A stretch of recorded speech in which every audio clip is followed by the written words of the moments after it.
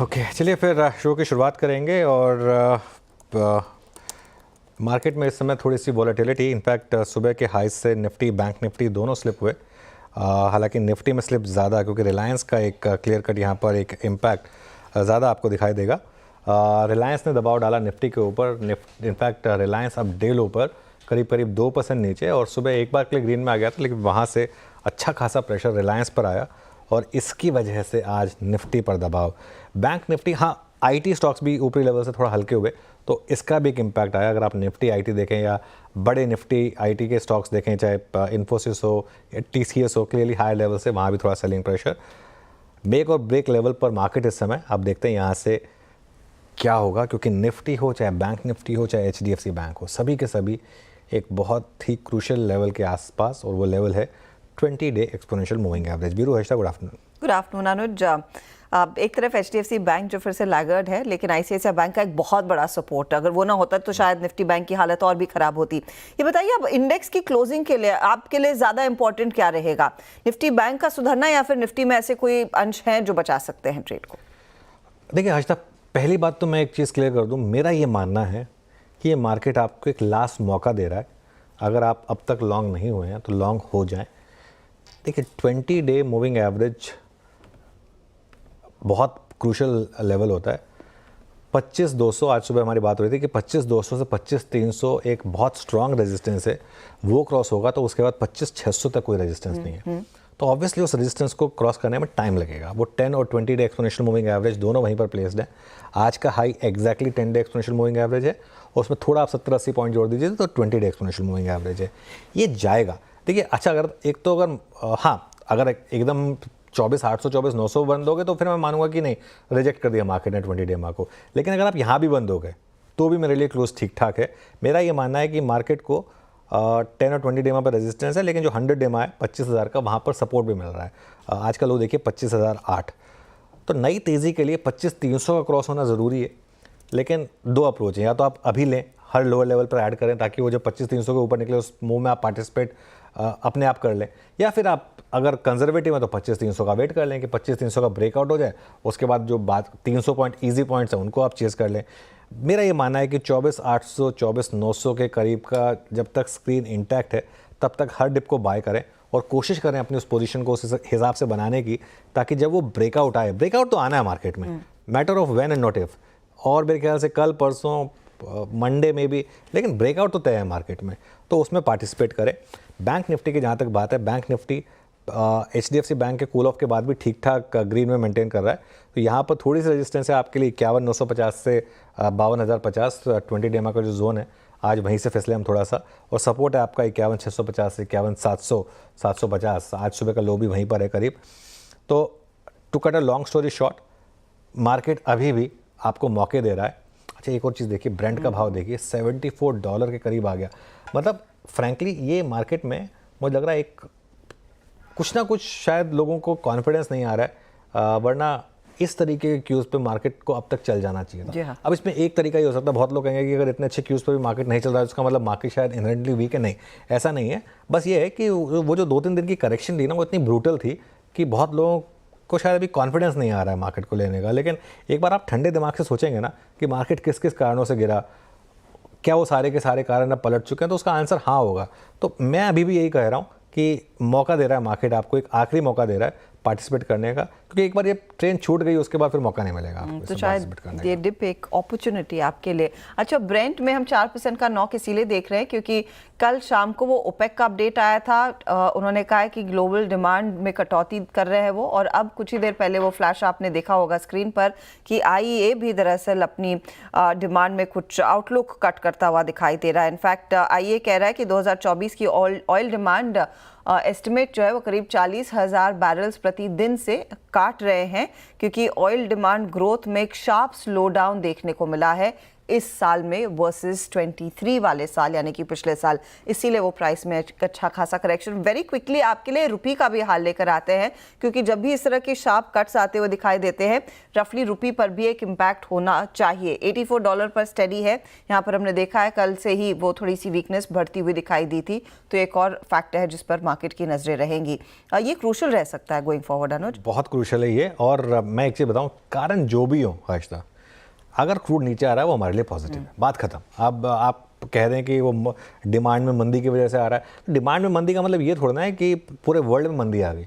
भाई लोग cleaner fuel की तरफ मूव कर रहे हैं, ये भी तो कारण हो सकता है, काफ़ी कारण हो सकते हैं, जो भी कारण है, लेकिन ये हमारे लिए एक बहुत बड़ा पॉजिटिव है। और अगर 70 के नीचे निकले मार्केट ब्रेंट क्रूड पर तो बहुत ही बड़ा पॉजिटिव होगा हमारे लिए, हमारे मैक्रो के लिए।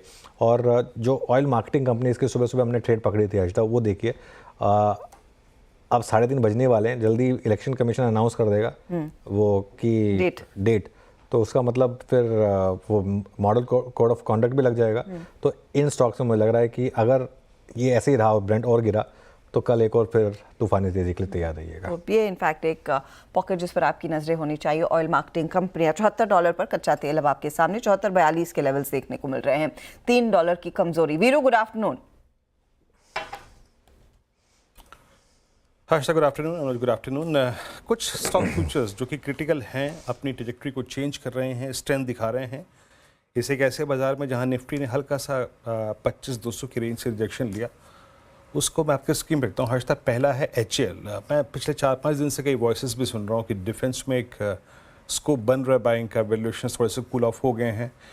आज HAL करीब 18 जुलाई के बाद, जब इसका फर्स्ट टाइम 20-डे एक्सपोनेंशियल मूविंग एवरेज ब्रीच हुआ था, एक बड़े हिस्टोरिकल मूव के बाद, आज पहली बार एट 4592 शॉर्ट कवरिंग अच्छी है, 0.2% OI शेड हुआ है अपने सारे क्लस्टर ऑफ मूविंग एवरेजेस के ऊपर आके ट्रेड करता हुआ इंप्रेस कर रहा है। इसका चार्टिकल सेटअप, पहला स्टॉक ये है HAL, और स्क्रीन पर शॉर्ट कवरिंग विजिबल है। और पिछले अगर आप 4-5 दिन में देखें, जितने भी high ticket size stocks swing देखे जा रहे हैं वो शॉर्ट कवरिंग के बिना पे देने जा रहे हैं।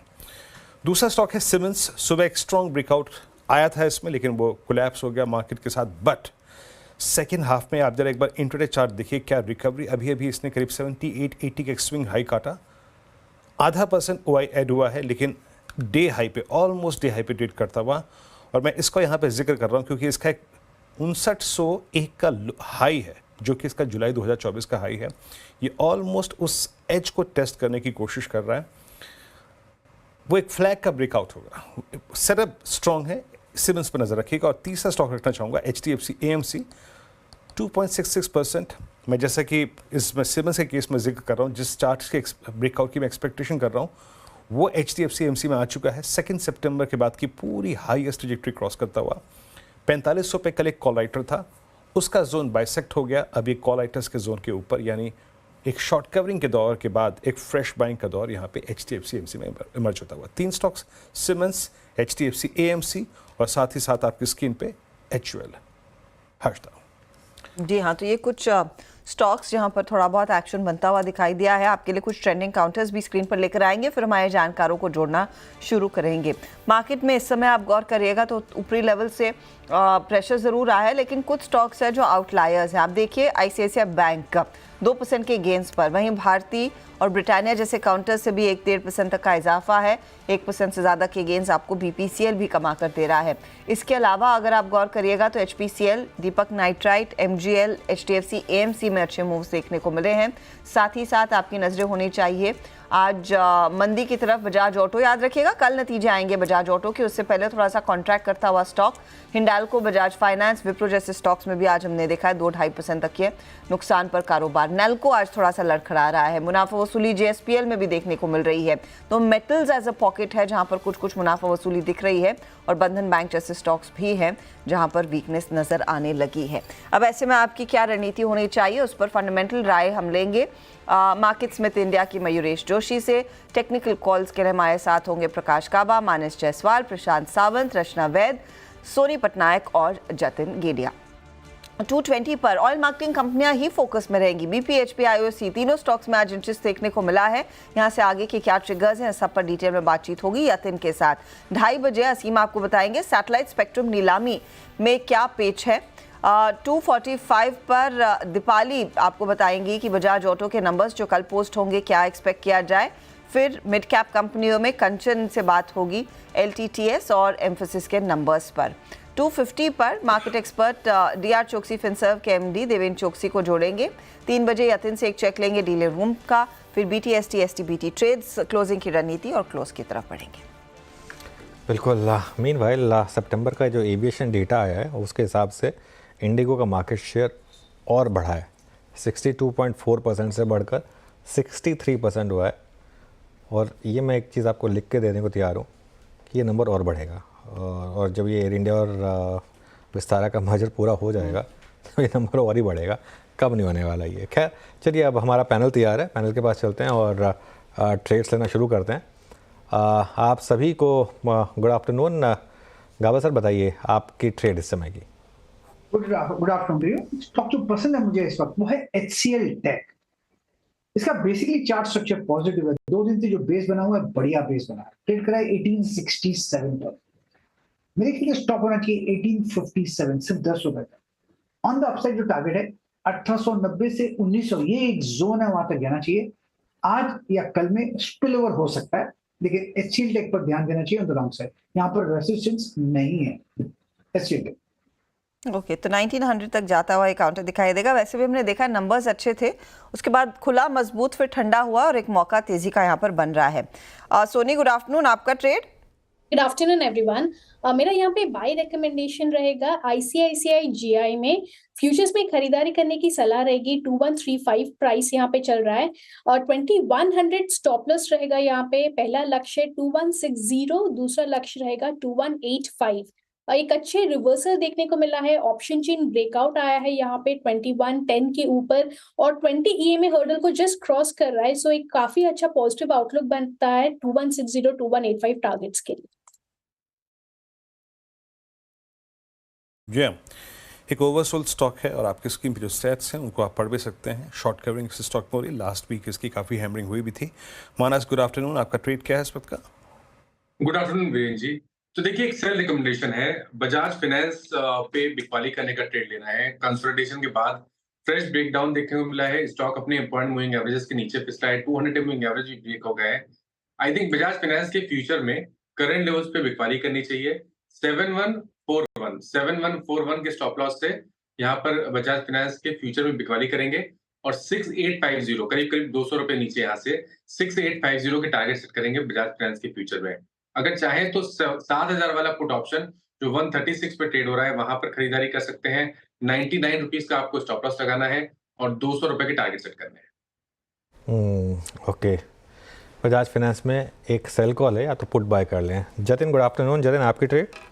Good afternoon everyone. तो हमारा जो ट्रेड होगा वो लॉन्ग साइड की तरफ होगा LIC हाउसिंग फाइनेंस में।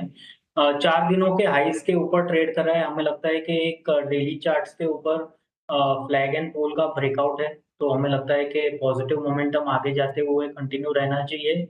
648 का टारगेट रहेगा और 618 का स्टॉप लॉस लगाना होगा।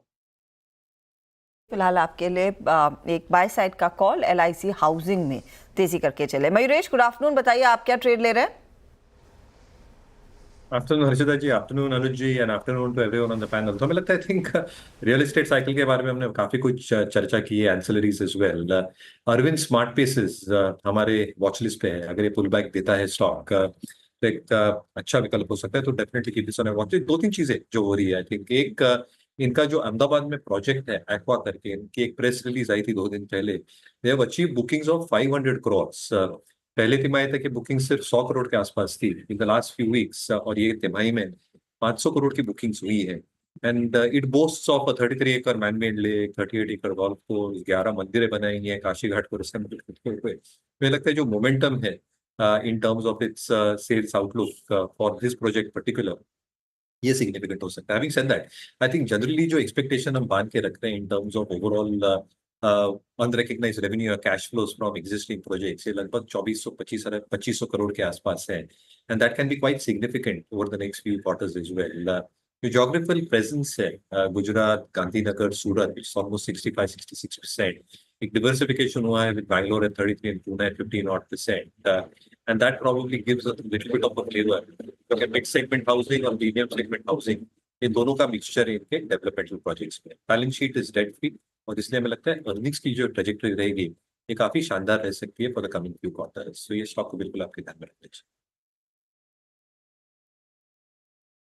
जी, तो अरविंद स्मार्ट स्पेस 860-80 पर आपका आज का बाय कॉल है। मीनवेल अभी काम करते हैं, कुछ स्पॉटिंग शुरू करते हैं। लेके आइए अब दीपक नाइट्राइट। अब ये आज का टॉप गेनर बन चुका है with I think gain of 3.49%। Soni ji, मेरा प्रश्न आपसे यहाँ पर है ये, कल का क्लोज इसका एक एज पे था। एज मतलब स्लाइटली बिलो 1020, जो कि इसको पिछले 4-5 दिन से प्रेशर में रखा था। लेकिन एक पॉजिटिव बात ये थी कि 100 डे 50 डे एक सपोर्ट के तौर पे काम कर रहे थे। आज सुबह उस एज के ऊपर खुला, एक स्विंग मिला, अब हम डे हाई पर हैं। बट वो एज, लेकिन ये प्राइस एक और एज है सोनी जी, और वो ये है कि ये 7 अगस्त से चली आ रही स्लोपिंग डाउनवर्ड चैनल का एक फ्रेश ब्रेकआउट पॉइंट मेरे ख्याल से 2950 से परसिस्ट करता है। आप कैसे अप्रोच कर रही हैं? अगर किसी के पास लॉन्ग है तो क्या करें? फ्रेश एक और मोमेंटम राइड करने का मौका है क्या इसमें किसी ऑप्शन के थ्रू? जी वीरेंद्र जी, मुझे लगता है कि यहाँ पे एक पॉजिटिव व्यू बन रहा है। कहीं ना कहीं आज के डे में अगर हमें लगता है कि 2950 के ऊपर क्लोज दे पाता है, सो एक पोजिशनल ट्रेड यानी कि कल के तरफ टुवर्ड्स 3000 एक बार टेस्ट कर सकता है। सो यहाँ पे होल्ड करना चाहिए अगर कोई लॉन्ग्स लेके रखें। वॉल्यूम्स भी काफी स्ट्रॉन्ग है, 1020 EMA हर्डल को क्रॉस किया है। सो 2910 पे बहुत स्ट्रॉन्ग सपोर्ट बनते जा रहा है। फ्यूचर्स में अगर लेना है तो 2910 स्टॉप लॉस के साथ इसको होल्ड कीजिए। 3020 लेवल्स यहाँ पे टेस्ट हो सकता है। ऑप्शन के माध्यम से हमें लगता है कि दीपक नाइट्राइट का 3000 कॉल ऑप्शन भी एक बार पार्टिसिपेट कर सकते हैं। अक्टूबर सीरीज जो कि करीबन 43 पे चल रहा है, तो इस लेवल पे आप बाई कर सकते हैं। बट यहाँ पे स्टॉप लॉस आपका रहेगा 30 का और टारगेट रहेगा 65, दूसरा टारगेट रहेगा 72। सो मुझे लगता है दोनों ऑप्शन, फ्यूचर्स और ऑप्शंस दोनों में पार्टिसिपेट कर सकते हैं। ओके, तो ये दोनों तरफ के ट्रेड्स फ्यूचर्स या फिर ऑप्शंस के जरिए बेसिकली बाई साइड पर ही रही है। 3000 तक का टारगेट यहाँ पर आता हुआ दिखाई देगा। एक और काउंटर जो इनफैक्ट वायदे बाजार में काफ़ी एक्टिवली ट्रेडेड है वो HDFC AMC। वो आपकी स्क्रीन पर लेकर आएंगे। 4% से ज़्यादा का OI एडिशन, स्टॉक करीब 2-2.5% ऊपर है। जतिन, इस पर नज़र गई होगी आपकी। इनफैक्ट एंजल 1 के नंबर्स देखने के बाद जहां पर परफॉर्मेंस डिसेंट रहा है, शायद थोड़ा सा और कॉन्फिडेंस बढ़ता हुआ दिखाई दे और लार्जली ये सारे मार्केट फेसिंग काउंटर्स में तेजी देखने को मिली है। कोई अपॉर्चुनिटी है क्या मौजूदा भाव पर? नतीजों से पहले 4600 का हो चुका है स्टॉक। देखिए, HDFC AMC की अगर जो बात करो तो डेफिनेटली ऑल टाइम हाई पे ट्रेड कर रहा है, तो ट्रेंड की कोई डाउट नहीं है। हमें लगता है कि करंट स्तरों पे अगर जो कंसीडरिंग के आज के ट्रेडिंग सेशन में एक ब्रेकआउट आया है, तो मेरे को लगता है कि अगले 2 या 3 ट्रेडिंग सेशन के लिए जो अपमूव है वो कंटिन्यू रह सकता है। 4600 पे स्ट्राइक पे कॉल राइटर्स एक्टिव है, तो हमें लगता है कि 4600 के ऊपर अगर जो आज के ट्रेडिंग सेशन में क्लोज आ जाता है, तो I think there can be a bout of short covering जो ये स्टॉक को 47-4800 तक भी खींच के लेके जा सकता है। तो डेफिनेटली व्यू जो है, आउटलुक है वो पॉजिटिव है। हमें लगता है फ्रेश अगर जो कोई लॉन्ग करना चाहता है तो 4525 के स्टॉप लॉस के साथ लॉन्ग कर सकता है। ऊपर में 4700 का इमीडिएट टारगेट रहेगा which can extend to 4800। Okay, HDFC AMC पे बात हो गई। इनफैक्ट ये मेरे शुरुआती आज के स्टॉक्स में अपीयर भी हुआ था। HDFC AMC strong option activity है। लेकिन आइए निफ्टी IT। अब डॉक्टर साहब, निफ्टी IT का ना इस डिस्कशन में हम जो बात करेंगे, ज़रा लॉन्गर टर्म चार्ट रखिएगा। और अनुज, आप इंडिविजुअल स्टॉक्स का बिहेवियर देखिए पोस्ट अर्निंग्स। आप HCL टेक्नोलॉजीज़ को देखिए, आप मिड कैप IT में आज सुबह कोफोर्ज को देखिए, आप ओरेकल फाइनेंशियल्स को देखिए, Persistent, Mphasis, even tech Mahindra को देखिए। अब बट वो ये जो निफ्टी IT का अनुज, ये जो जोन है जो जिसमें हम लास्ट मंथ भी फंसे थे 42,843,000, इसको पार करने के चांसेस कितने लग रहे हैं? कि मतलब अल्टीमेटली मेरा प्रश्न ये है कि अभी यहाँ से IT और डोमिनेट करे आफ्टर फ्यू पॉजेस, इसकी कितनी पॉसिबिलिटी लग रही है, स्पेशली अर्निंग्स को देखने के बाद? बिल्कुल, देखिए वीरू, आज का हाई है 43,329 के करीब, ठीक है ना। और आई थिंक यहीं से फिसले थे हम 9 तारीख को, और सितंबर में भी ऑलमोस्ट यही लेवल था जहाँ से हम थोड़ा सा फिसले थे। लेकिन आप एक चीज़ नोटिस करिए, निफ्टी IT अभी भी कंफर्टेबली सारी मूविंग एवरेजेस के ऊपर है। और आज का भी जो लो है, मतलब even 5 day exponential moving average को भी ब्रीच नहीं करता है। ये अभी भी सबसे स्ट्रांग इंडेक्स है। आज का जो मूव है ना, मुझे लग रहा है आज का मूव एक pure and pure profit booking move है, क्योंकि इसको लीड किया है कुछ ऐसे स्टॉक्स हैं जहां हमने बड़े मूव्स ऑलरेडी देखे थे, जैसे HCL टेक या even emphasis for that matter, जहां पर थोड़ी सी प्रॉफिट बुकिंग हुई है। तो ठीक है, मार्केट में एक स्विंग पूरा हुआ IT का। मुझे लग रहा है अब मार्केट शायद वेट करेगा परसों के इन्फोसिस के नंबर्स का। परसों के इन्फोसिस के नंबर्स अगर वहाँ भी अच्छे रहे और वहाँ पर एक गाइडेंस में अपटिक आया तो मुझे लग रहा है कि एक फ्रेश तेज़ी की शुरुआत होगी। लेकिन मौके ढूंढने यहाँ पर आपको लोअर लेवल्स पर। मेरा ये मानना है कि IT अभी भी लीड करेगा मार्केट को अगले 3 से 6 महीने, क्योंकि IT के लिए सब कुछ एकदम ठीक ठाक है। जो डेटा पॉइंट्स US से आने चाहिए वो ट्रूली इंटैक्ट है, चाहे उनकी इकोनॉमी को लेकर हो, चाहे रेट कट्स को लेकर हो।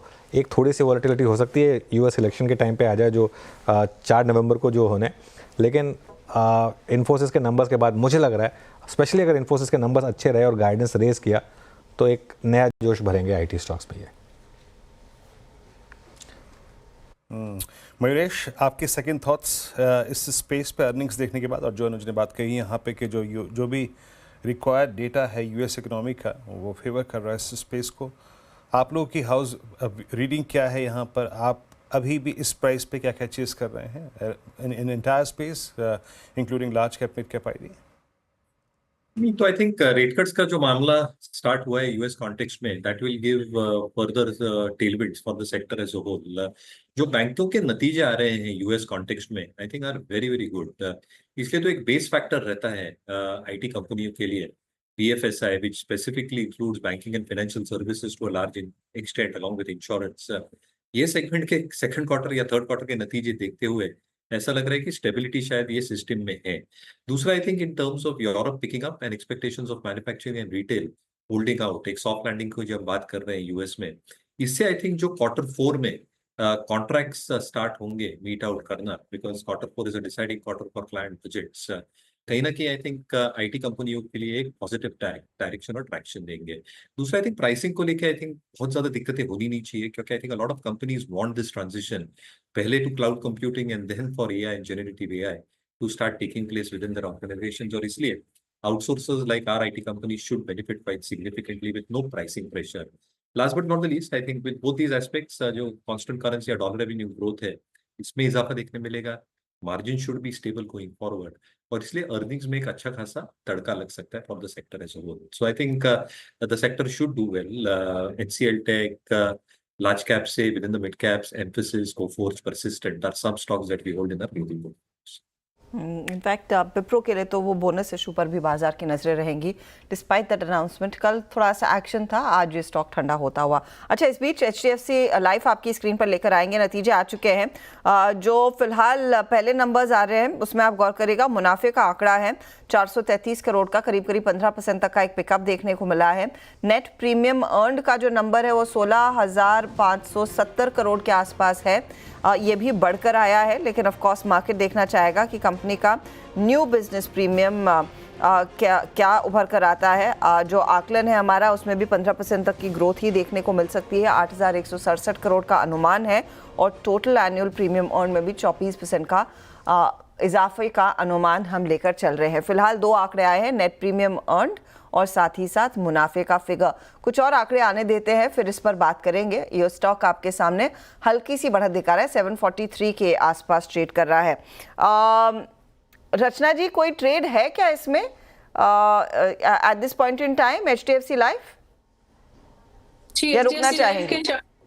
रिजल्ट्स के नंबर्स तो कंप्लीट होने तक तो हमें इंतजार करना ही चाहिए, एंड नेवरदलेस 743 के करीब यहाँ पे एक रेजिस्टेंस भी है, तो मैं ये भी देखना चाहूंगी कि ये 743 के ऊपर निकल पाता है कि नहीं। अगर निकलता है देन दिस गोज टुवर्ड 760, पर 743 के रेजिस्टेंस को निकालना इतना आसान नहीं रहेगा। अगर थोड़ी सी भी कहीं चूक हुई नंबर में तो 743 will work as a resistance, so we will wait. Rachna ji, good afternoon. आपकी इस समय की ट्रेडिंग पे क्या रहेगी? मेरी इस वक्त की ट्रेडिंग पिक पे मैं आज वैसे मार्केट ने बहुत ही अनएक्सपेक्टेड बिहेव किया है, वरना आज HCL टेक, रिलायंस और मारुति ना चले ऐसा होना ही नहीं चाहिए था। बट नेवरदलेस फिर भी कुछ काउंटर्स जो है उसमें से अगर हम चूज करें और मैक्रो फैक्टर्स को भी ध्यान में रखें तो इट इज बर्जर पेंट्स के लिए क्रूड के न्यूज भी फेवरेबल है, और ये काउंटर आज चल भी रहा है। तो बर्जर पॉइंट्स में अगर लॉन्ग देखना चाहे हम 581 पे है काउंटर, ये 587 एंड 600 की तरफ जाना चाहिए अगर ये पॉजिटिविटी ऐसे ही बरकरार रहती है for next 2 to 3 days. And down side पे सपोर्ट के लिए 575 के टाइट स्टॉप लॉस को होल्ड करना पड़ेगा because market is behaving weird. Market is behaving weird. थोड़ा आपका फ्रेम में आज बैकग्राउंड भी थोड़ा अजीब लग रहा है रचना जी, वैसे थोड़ा लाइट गई है, मैंने सुना आपके यहाँ पर शायद। हमारे हम सुबह से ही पावर कट है, वेरी सॉरी अबाउट दैट। मेरा पावर बैकअप भी एग्जॉस्ट हो चुका है। पावर कट इस समय वहाँ पर। चलिए खैर, अब आगे बढ़ते हैं और यतिन के पास चलते हैं। आज सुबह से एक स्पेस जो काफ़ी एक्टिव है वो है ऑयल मार्केटिंग कंपनीज शेयर्स। थोड़े से ऑफ हाइज, लेकिन अभी भी स्टॉक्स में दमखम काफ़ी है। यतिन, क्यों है ये मूव? ऑफ कोर्स क्रूड में गिरावट आई, एक बड़ा फैक्टर, इलेक्शन भी आज अनाउंस हो जाएंगे, लेकिन ओवरऑल मार्केट का फीडबैक क्या है?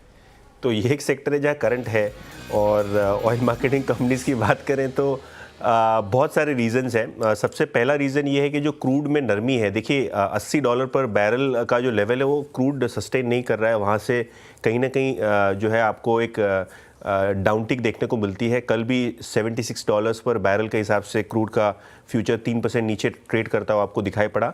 तो कहीं ना कहीं ये जो रेंज बाउंड ऑयल प्राइसेस हैं ये ऑयल मार्केटिंग कंपनीज़ को मदद कर रहे हैं, क्योंकि जो पेट्रोल डीजल के स्प्रेड्स हैं वो काफ़ी अच्छी तरीके से बढ़ते हुए नज़र पड़ रहे हैं। और ओपेक का भी जो आउटलुक है डिमांड को लेके वो उन्होंने काटा है, जिसके कारण ओवरऑल जो क्रूड की जो इन्वेंट्री सिचुएशन है वो थोड़ी बहुत मार्केट प्लेस में थोड़ी लीनियंट है, थोड़ी ईजी है। HSBC की बात करें तो थोड़े दिनों पहले जो रिपोर्ट आई उन्होंने बाय कॉल तो दी है HPCL, BPCL, IOC में, और उनको लगता है कि जो स्ट्रॉन्ग मार्केटिंग मार्जिन्स है वो कहीं ना कहीं जो GRMs में वीकनेस है उसको ऑफसेट करेंगे। जो पेट्रोल डीजल में जो फर्मनेस है वो आपको पेटकेम बिजनेस का जो कारोबार है जहाँ थोड़ा बहुत रिजल्ट में स्लो डाउन है वो ऑफसेट करता हुआ दिखाई पड़ेगा। इनफैक्ट MK की जो Q2 की प्रीव्यू रिपोर्ट है इसके हिसाब से जो डीजल के मार्केटिंग मार्जिन्स हैं वो अब बढ़ के लगभग दुगने हो गए सिक्वेंशियल बेसिस पे। ₹5.25 प्रति लीटर से आपको मुनाफा बढ़ता हुआ नज़र पड़ रहा है डीजल में। और पेट्रोल का जो स्प्रेड है वो इस क्वार्टर में अनुमानित है लगभग ₹9.10 पर लीटर रहने का, जो पिछले क्वार्टर लगभग ₹4.30 था। तो यहाँ दुगने से ज़्यादा आपको स्प्रेड आते हुए दिखाई पड़ रहे हैं। अगर हम प्रॉफिट जंप की बात करें Q2 की तो सिक्वेंशियल बेसिस पे IOC में 11%, BPCL में 26%, और HPCL का तो मुनाफा सिक्वेंशियल बेसिस पे 3 गुना बढ़ेगा। इसका मुख्य कारण ये है कि इस टाइम इन्वेंट्री लॉसेस कम होंगे और जो पेट्रोल डीजल पे जो मार्केटिंग मार्जिन्स सारी कंपनियां एंजॉय कर रही हैं उसको भी लेके काफ़ी ज़बरदस्त माहौल बना हुआ है। और एक रीज़न जो अनुज ने सुबह पॉइंट आउट किया था वो ये था कि आचार संहिता लगने वाली है, इलेक्शन के डेट्स आने वाली हैं, तो उसके पहले पेट्रोल डीजल के दामों में बदलाव नहीं हुआ। तो अगर वो चुनाव के डेट्स अनाउंस हो जाते तो उसके बाद एक प्रोबेबिलिटी नहीं बराबर है कि अब पेट्रोल डीजल के भाव अब चेंज होंगे कि नहीं। बिल्कुल। तो ऑयल मार्केटिंग कंपनीज में अच्छे मूव्स इस समय यहाँ पर। मयूरेश, आपकी पिक्स में होंगी क्या ऑयल मार्केटिंग कंपनीज, और तीनों में से प्रेफर्ड पिक कौन सी होगी? तो मोमेंटम के हिसाब से जरूर आई थिंक ये स्टॉक्स चल सकते हैं, एंड फॉर वेरियस रीजन जो मोटा बहने का है, जो आपने कहा which I think that should hold true. दूसरी चीज आई थिंक जो हम एक्सपेक्ट करते हैं आगे जाते वक्त भी, कि अगर ऑयल प्राइसेस एक रेंज में रहते हैं तो आई थिंक जो एक पाइपलाइन बिजनेस का इनका एक जो ट्रैक्शन होता है volume wise and revenue wise वो भी स्टेबिलिटी देखा जा सकता है उसमें, और इसके वजह से I think cash flow should remain pretty stable. ये नहीं भूलना चाहिए कि जो डिविडेंड यील्ड्स है IOC more than 6%, BPCL more than 6%. So I think that also acts as a kicker. So yeah, IOC, BPCL ये दोनों में शायद मोमेंटम बरकरार। IOC, BPCL में एक मोमेंटम है। अच्छा, let's go back to HDFC life, क्योंकि नतीजे आज जो हम आपकी स्क्रीन पर फ्लैश करवा रहे हैं उसमें देखिए दो बड़ी चीज़ें आ चुकी है, वैल्यू ऑफ न्यू बिजनेस और VNB मार्जिन, और वहीं पर दरअसल मार्केट को निराशा हाथ लगी है। VNB जो आया है, हमारा अनुमान था कि ये करीब 20% बढ़ेगा, 17% बढ़कर 938 करोड़ पर आया, 958 करोड़ का अनुमान था। दूसरी तरफ VNB मार्जिन्स ये आए हैं 24.31%। इस क्वार्टर में एक्सपेक्टेशन था कि थोड़ा सा प्रेशर देखने को मिलेगा, 26% से घटकर 24.31% पर आए हैं। हम एक्सपेक्ट कर रहे थे करीब ये आंकड़ा 25% या 25.37% पर आएगा, तो वहां पर थोड़ी सी निराशा हाथ लगती हुई दिखाई दी है। ये हल्का सा मिस है। हालांकि अगर आप टोटल एनुअल प्रीमियम अर्न देखेंगे वो उम्मीद से बेहतर है। 3,858 करोड़, एक्सपेक्टेशन 3,775 करोड़ की थी, तो टोटल एपीई में करीब 27.5% का इजाफा देखने को मिला है। लेकिन वीएनबी उतना नहीं बढ़ा जितना शायद मार्केट देखना चाहता था। तो एक नीजक रिएक्शन लगा है स्टॉक में। 743 की बात रचना जी वैसे भी कर रही थी, 726 पर आ गया है।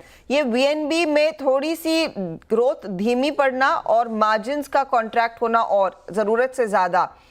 मयूरेश, अब आपकी राय क्या रहेगी एचडीएफसी लाइफ में नंबर्स पर? मेरे ख्याल से I think there is pressure points VNB margins को लेके, और अगर VNB margins are not improving at a steady pace, कहीं ना कहीं आई थिंक जो प्रोडक्ट मिक्स है इसमें आई थिंक क्या इजाफा हो रहा है ये देखना बहुत लाजमी होगा। क्योंकि आपको अगर याद है हर्षिता जी, आई थिंक जो year and half back budget में एक प्रावधान किए गए थे, lot of life insurance companies had to tweak their portfolio tweak करने में ये भी होता है कि नए प्रोडक्ट्स के जो कमीशंस, मार्केटिंग फीस रहती है, जो अपफ्रंट कॉस्ट रहते हैं, ये काफी सिग्निफिकेंट होते हैं। HDFC life, ICICI pru is around 19% including your commission payouts. तो आई थिंक इसको थोड़ा ध्यान में रखना चाहिए कि उसमें थोड़े आई थिंक सॉफ्टनेस रह सकती है till product mix improves over the next couple of quarters. तो शायद एक रेंज बाउंड ट्रेड में फंसा रहे एचडीएफसी। ओके, तो एचडीएफसी लाइफ यहाँ पर स्टॉक देखते ही देखते करीब 2-2.25% नीचे आ चुका है। माइनस हम 743 की बात कर रहे थे रचना से, अब ये 724 पर आ गया है। क्या और बिकवाली के दरवाजे खुलने लगे हैं? एक क्लियर कट क्रैक है?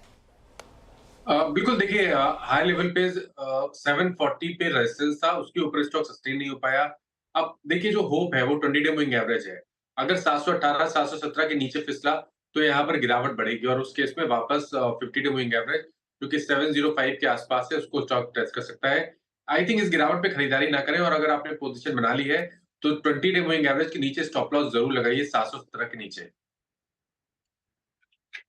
एचडीएफसी लाइफ की। चलिए आगे बढ़ते हैं, कुछ टेलीकॉम सेक्टर की भी बात कर ली जाए, क्योंकि आज 8वें इंडिया मोबाइल कांग्रेस का शानदार आगाज हुआ। प्रधानमंत्री मोदी ने इसका उद्घाटन खुद किया।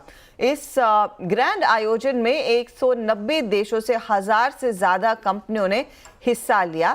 भारतीय कंपनियों में कुमार मंगलम बिरला, सुनील भारती मित्तल, आकाश अंबानी जैसे हेड्स ऑफ इंडस्ट्री शामिल थे। वहीं इस मौके पर पीएम मोदी ने कहा कि भारत की टेलीकॉम इंडस्ट्री की तरक्की की दुनिया कायल है और भारत का मिशन दुनिया को जोड़ना है। 20वीं सदी में भारत की मोबाइल और टेलीकॉम यात्रा पूरे विश्व के लिए स्टडी का विषय है। दुनिया में मोबाइल और टेलीकॉम को एक सुविधा के रूप में देखा गया, लेकिन भारत का मॉडल कुछ अलग रहा है। भारत में हमने टेलीकॉम को सिर्फ कनेक्टिविटी का नहीं बल्कि इक्विटी और अपॉर्चुनिटी का माध्यम बनाया। तब हमने डिजिटल इंडिया के 4 पिलर्स की पहचान की थी। पहला, डिवाइस की कीमत कम होनी चाहिए। दूसरा, डिजिटल कनेक्टिविटी देश के कोने कोने तक पहुंचे। तीसरा, डेटा सबकी पहुंच में होना है। और चौथा, डिजिटल फर्स्ट ही हमारा लक्ष्य होना चाहिए। हमने इन 4 पिलर्स पर एक साथ काम करना शुरू किया और हमें इसके नतीजे भी मिले। साथ ही जियो इन्फोकॉम के चेयरमैन आकाश अंबानी ने सरकार से डेटा सेंटर पॉलिसी में बदलाव की तुरंत मांग की, ताकि भारतीय डेटा सिर्फ भारतीय सेंटर्स में ही रहे।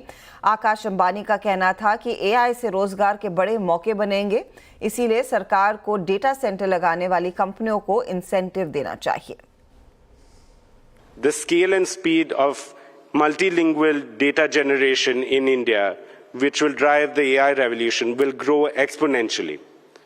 we request the government to expedite the updating of the 2020 draft of the data center policy that Indian data should remain in India data centers. Therefore, Indian companies ready to set up AI and machine learning data centers should get all necessary incentives, including incentives for power consumption. Indian mobile companies, along with the thriving ecosystem, are in a position to offer solutions to the rest of the world, including developed nations.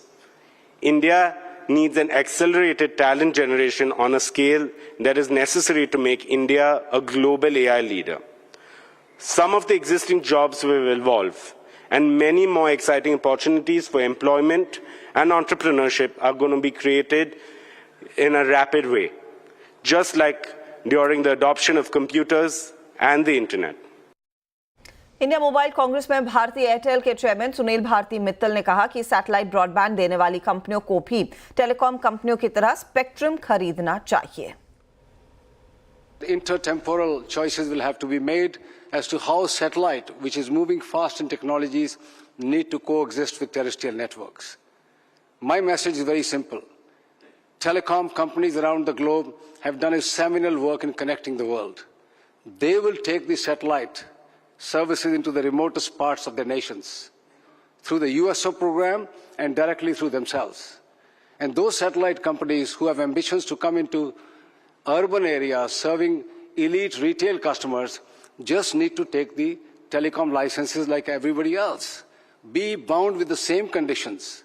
They need to buy the spectrum as the telecom companies buy. They need to pay the license fee as the telecom companies do, and also secure the networks like telecom companies do. This is a simple solution which can be done on a global scale, and India can again show the way in this particular regard.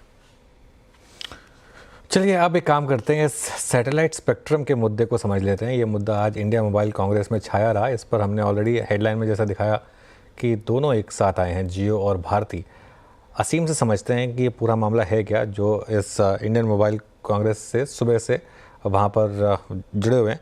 Asim, good afternoon. थोड़ा detail में समझाइए ये मामला है क्या. देखिए, satellite spectrum को लेकर के शुरू से विवाद है कि इसकी नीलामी होनी चाहिए या इसका एलोकेशन होना चाहिए. टेलीकॉम रेगुलेटर ट्राई ने इसको लेकर के एक कंसल्टेशन पेपर जारी किया और ट्राई चाहता है कि स्पेक्ट्रम का जो एलोकेशन होना चाहिए. तो उसको लेकर के काफी विवाद छिड़ गया. रिलायंस जियो ने चिट्ठी लिखी और कहा कि नहीं, इस स्पेक्ट्रम का ऑक्शन होना चाहिए. खासतौर पर कि बड़ी सारी कंपनियां स्पेस को लेकर के इंटरेस्टेड है. एलन मस्क की कंपनी स्टारलिंक इसके अंदर इंटरेस्टेड है. वनवेब इसके अंदर काफी ज्यादा इंटरेस्टेड है. तो ये इसीलिए ये चाहते हैं कि जो स्पेक्ट्रम है, इस स्पेक्ट्रम का ऑक्शन होना चाहिए. और ऐसा ना हो कि ये स्पेक्ट्रम आने वाले दिनों में जो टेरेस्ट्रियल नेटवर्क है उसके साथ ही कम्पीट करने लग जाए. तो इसीलिए डिमांड लगातार रखी जा रही थी. तो आज सुनील भारती मित्तल ने भी एक सरप्राइज दिया. वो पहले भी मांग कर रहे थे कि स्पेक्ट्रम का एलोकेशन होना चाहिए, लेकिन उन्होंने आज क्लियर कर दिया कि स्पेक्ट्रम का ऑक्शन होना चाहिए. और जो भी कंपनी अगर वो कमर्शियल सर्विसेज देना चाहती है, वो अगर ये चाहती है कि जो अर्बन कस्टमर्स हैं जो कि हाई पेमेंट कर सकते हैं, उनके लिए ये स्पेक्ट्रम की नीलामी की जानी चाहिए. और उनको भी बाकी जैसी भी कंपनियां, उनको भी अपना नेटवर्क उसी तरह से लगाना पड़ेगा जैसे कि टेलीकॉम कंपनियां लगा रही हैं. तो एक विवाद जो पहले लग रहा था कि एक होगा कि सारी टेलीकॉम कंपनियां एक पेज पर नहीं आएंगी कि स्पेक्ट्रम का एलोकेशन होना चाहिए, तो अब वो सारा का सारा एक पेज पर आता हुआ दिखाई दे रहा. अब आगे चल करके सरकार के लिए भी पॉलिसी बनाने की राह काफी आसान हो जाएगी और सरकार इस स्पेक्ट्रम का जो नीलामी है वो कर सकेगी. तो एक इंटरेस्टिंग डेवलपमेंट. और लार्जली भारतीय कंपनियां वर्सेस इलॉन मस्क का स्टारलिंक, ये मामला उस तरफ ही रुख करता हुआ दिखाई दे रहा है. वैसे भारतीय एयरटेल आपकी स्क्रीन पर लेकर आएंगे. एक अच्छे खासे इजाफे के साथ कारोबार दिखा रहा है अकाउंट. इस पर एक चेक लेते हैं, फिर आगे ऑफ कोर्स वोडाफोन की भी बात करेंगे. मानस, बताइए, भारतीय एयरटेल आज का मूव इंटरेस्टिंग है, 1.5% के गेन्स, और ऑफ कोर्स कंपनी सबसे ज्यादा आरपूस कमांड कर रही है इस समय. बॉटम चार्ट पे देखें तो ट्रेंड तो बिल्कुल पॉजिटिव लगता है. हायर टॉप हायर बॉटम का ट्रेंड है. अगर आप वीकली चार्ट पे देखें तो वहां पर भी आपको ट्रेंड पॉजिटिव दिखेगा. मेरे ख्याल से एक ट्रेडर के तौर पे अगर हम देखें तो आज के मूव को हमें एक ब्रेकआउट की तरह देखना चाहिए. 1700 के स्टॉप लॉस से यहाँ पर खरीदारी करनी चाहिए और 1760 1760 के टारगेट सेट करने चाहिए. 360 की तरफ बढ़ता हुआ ये काउंटर आपको दिखाई दे रहा है आज के मूव के मद्देनजर. अब बात करते हैं वोडाफोन आइडिया की. तो कुमार मंगलम बिरला ने वोडाफोन आइडिया के रिवाइवल का भरोसा एक बार फिर दिया है. हमसे खास बातचीत में उन्होंने कहा कि पहले भी मुश्किल वक्त से निकल चुकी है company. So while you guys are confident, many say that Voda's turnaround is kind of impossible. Do you believe so, or do you believe that there's still? No, not at all. We don't think it's impossible. In fact, I would say very confidently that it's around the corner. And we've been written off several times in the past. It's about time that now is, we shed that impression about that. Okay, तो कुमार मंगलम बिरला, वैसे खैर एक बार तो बिरला साहब ने खुद ही give up मार दिया था। मतलब कई बार हम भूल जाते हैं। जब आई थिंक 3 या 4 साल पहले उनसे पूछा था तो उन्होंने कहा था कि बस अब हम और इन्वेस्ट और पैसा नहीं लगाएंगे, है ना। तो ये तो एक बार बिरला जी खुद भी कह चुके थे कि नहीं और पैसा नहीं लगाएंगे इसके ऊपर। तो एक बार तो गिव अप शायद वो ही खुद मार चुके थे। लेकिन हाँ, अब ये है कि पिछले कुछ महीनों में थोड़ा कॉन्फिडेंस वापस लौटा। लेकिन एक चीज़ है, जिस तरीके से वो AGR वाला मामला आया और जिस तरीके से स्टॉक गिरा, मेरा एक उसमें मानना ये भी है हर्षदा कि उसका एक बहुत बड़ा कारण ये भी था कि हर कोई गले तक वोडाफोन में लॉन्ग हो गया था और बहुत लोगों ने ये एज्यूम कर लिया था कि बस अभी सारी दिक्कतें ख़त्म हुई, अभी 11 वाला 22, 22 वाला 30, 30 वाला 40 अपने आप हो जाएगा। प्रॉब्लम क्या है ना, लोग एक चीज़ नहीं देखते हैं। जब गवर्नमेंट ने इसको डेट को इक्विटी में कन्वर्ट किया, जी हाँ, इक्विटी बेस इतना बड़ा बन गया ना। इक्विटी बेस नाम की भी एक चीज़ होती है। जब इतनी ज़्यादा इक्विटी हो जाए मार्केट में, चलना मुश्किल हो जाता है। उस समय स्टॉक का थोड़ा सा ये दिक्कत आ जाती है। मीनवाइल HDFC AMC के नंबर्स आ रहे हैं और देखिए प्री रिजल्ट बिल्डअप काफ़ी हुआ था और नंबर आने के बाद ये स्टॉक एकदम से ऊपरी लेवल से काफ़ी हल्का हुआ है। हालांकि नंबर्स ठीक ठाक लग रहे हैं जो नंबर्स आए हैं। इनकम 643 करोड़ से बढ़कर 887 करोड़ आई, प्रॉफिट 436 करोड़ से बढ़कर करीब करीब 577 करोड़ आया। लेकिन एकदम से देखिए डे हाई से स्टॉक करीब करीब ऑलमोस्ट 70-80 रुपये हल्का हुआ। तो ये अब तक जो बेसिक नंबर्स आए हैं HDFC AMC के, जैसे मैं कह रहा था, एक एक्सपेक्टेशन थी कि नंबर्स अच्छे आएंगे HDFC AMC के। आई थिंक ऐसा कोई पोल नहीं था हमारे पास, लेकिन फिर भी जो नंबर्स हैं, नंबर्स ठीक ठाक है। नंबर्स में एटलीस्ट प्राइमा फेसी कोई कंप्लेन नहीं है। लेकिन कितना प्राइस इन था, एक बार इसका चार्ट देखिए ज़रा, 1 हफ्ते का या 2 हफ्ते का चार्ट देखिए, काफ़ी प्री रिजल्ट बिल्डअप हो गया था। और इनफैक्ट एक दो जो ब्रोकरेज नोट्स आते हैं जिसमें प्री रिजल्ट बात होती है कि कौन सी कंपनियां पॉजिटिव में सरप्राइज़ कर सकती हैं, उनमें एक नाम HDFC AMC का भी था। तो ऑलरेडी ये स्टॉक 4100 से 4500 तक रैली कर चुका था। अब थोड़ी सी यहाँ पर प्रॉफिट बुकिंग आ रही है। चलिए एक ब्रेक लेते हैं, उसके बाद लौटेंगे और कल जो नंबर्स आने वाले हैं उन पर एक प्रीव्यू करेंगे और 4 का चौका।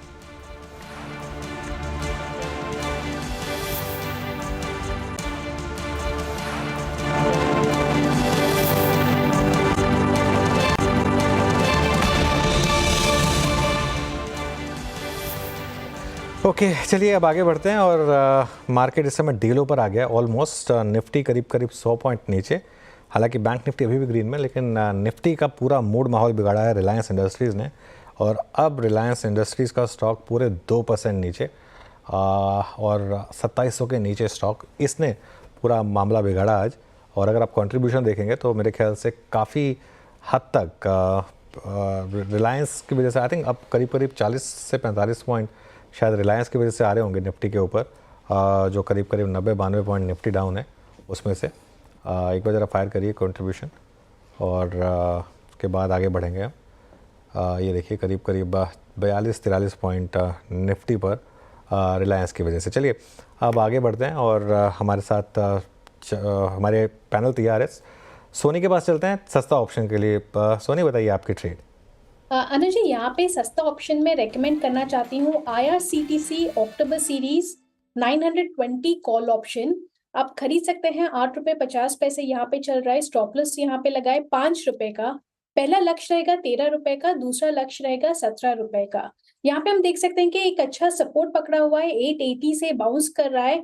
एक हल्का सा एक रेजिस्टेंस है 900-902 के ऊपर, उसको क्रॉस करता है तो काफी स्ट्रॉन्ग शॉर्ट कवरिंग आपको नजर आ सकते हैं 920-925 लेवल्स पे। सो सपोर्ट काफी स्ट्रॉन्ग है। 920 कॉल ऑप्शन के माध्यम से यहाँ पे पार्टिसिपेट कर सकते हैं।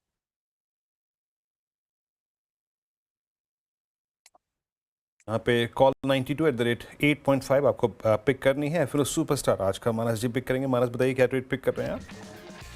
वीरेंद्र जी देखिए, बजाज फाइनेंस के बाद बजाज फिनसर्व पे भी एक शॉर्ट कॉल रहेगा।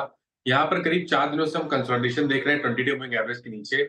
आज स्टॉक ने कोशिश की 20 डे मूविंग एवरेज के ऊपर निकलने के लिए, लेकिन वहां पर फिर से सेलिंग प्रेशर देखने को मिला है। तो आई थिंक बजाज फिनसर्व के फ्यूचर में बिकवाली करनी है। 1855 के प्राइस चल रहे हैं। 1881 1881 के स्टॉप लॉस से बिकवाली करेंगे बजाज फिनसर्व के फ्यूचर में, और टारगेट सेट करेंगे 1800 के 1800 रुपए के टारगेट पॉसिबल है बजाज फिनसर्व के फ्यूचर में। अगर चाहें तो 1840 का पुट ऑप्शन ले सकते हैं। 28-29 रुपए पे ट्रेड हो रहा है, उसमें 19 रुपए के स्टॉप लॉस से उस पुट ऑप्शन को खरीदिए और 50 रुपए के टारगेट सेट करिए। ओके, तो ये फिलहाल एक और पहले बजाज फाइनेंस पर मंदी का ट्रेड था, बजाज फिनसर्व पर मंदी का ट्रेड, और ये आपके लिए एफएनओ सुपरस्टार है। चार्ट का चमत्कार प्रशांत बताइए क्या रहेगा? जी हर्षा जी, अगर हम एसआरएफ के स्ट्रक्चर को देखें तो series of lower tops lower bottoms बन रहे हैं, और एक जो अहम सपोर्ट को इसने ब्रेक किया था वहां रैली आई है, तो मुझे लग रहा है यहाँ बिकवाली की जा सकती है।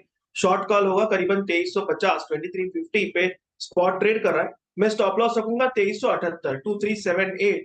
जो मेरा टारगेट होगा वो होगा 2280 से लेकर 2270, 2270 2280। ओके, चलिए अब मयूरेश के पास चलते हैं एक मिड कैप फंडा के लिए। मयूरेश, क्या पिक किया आपने?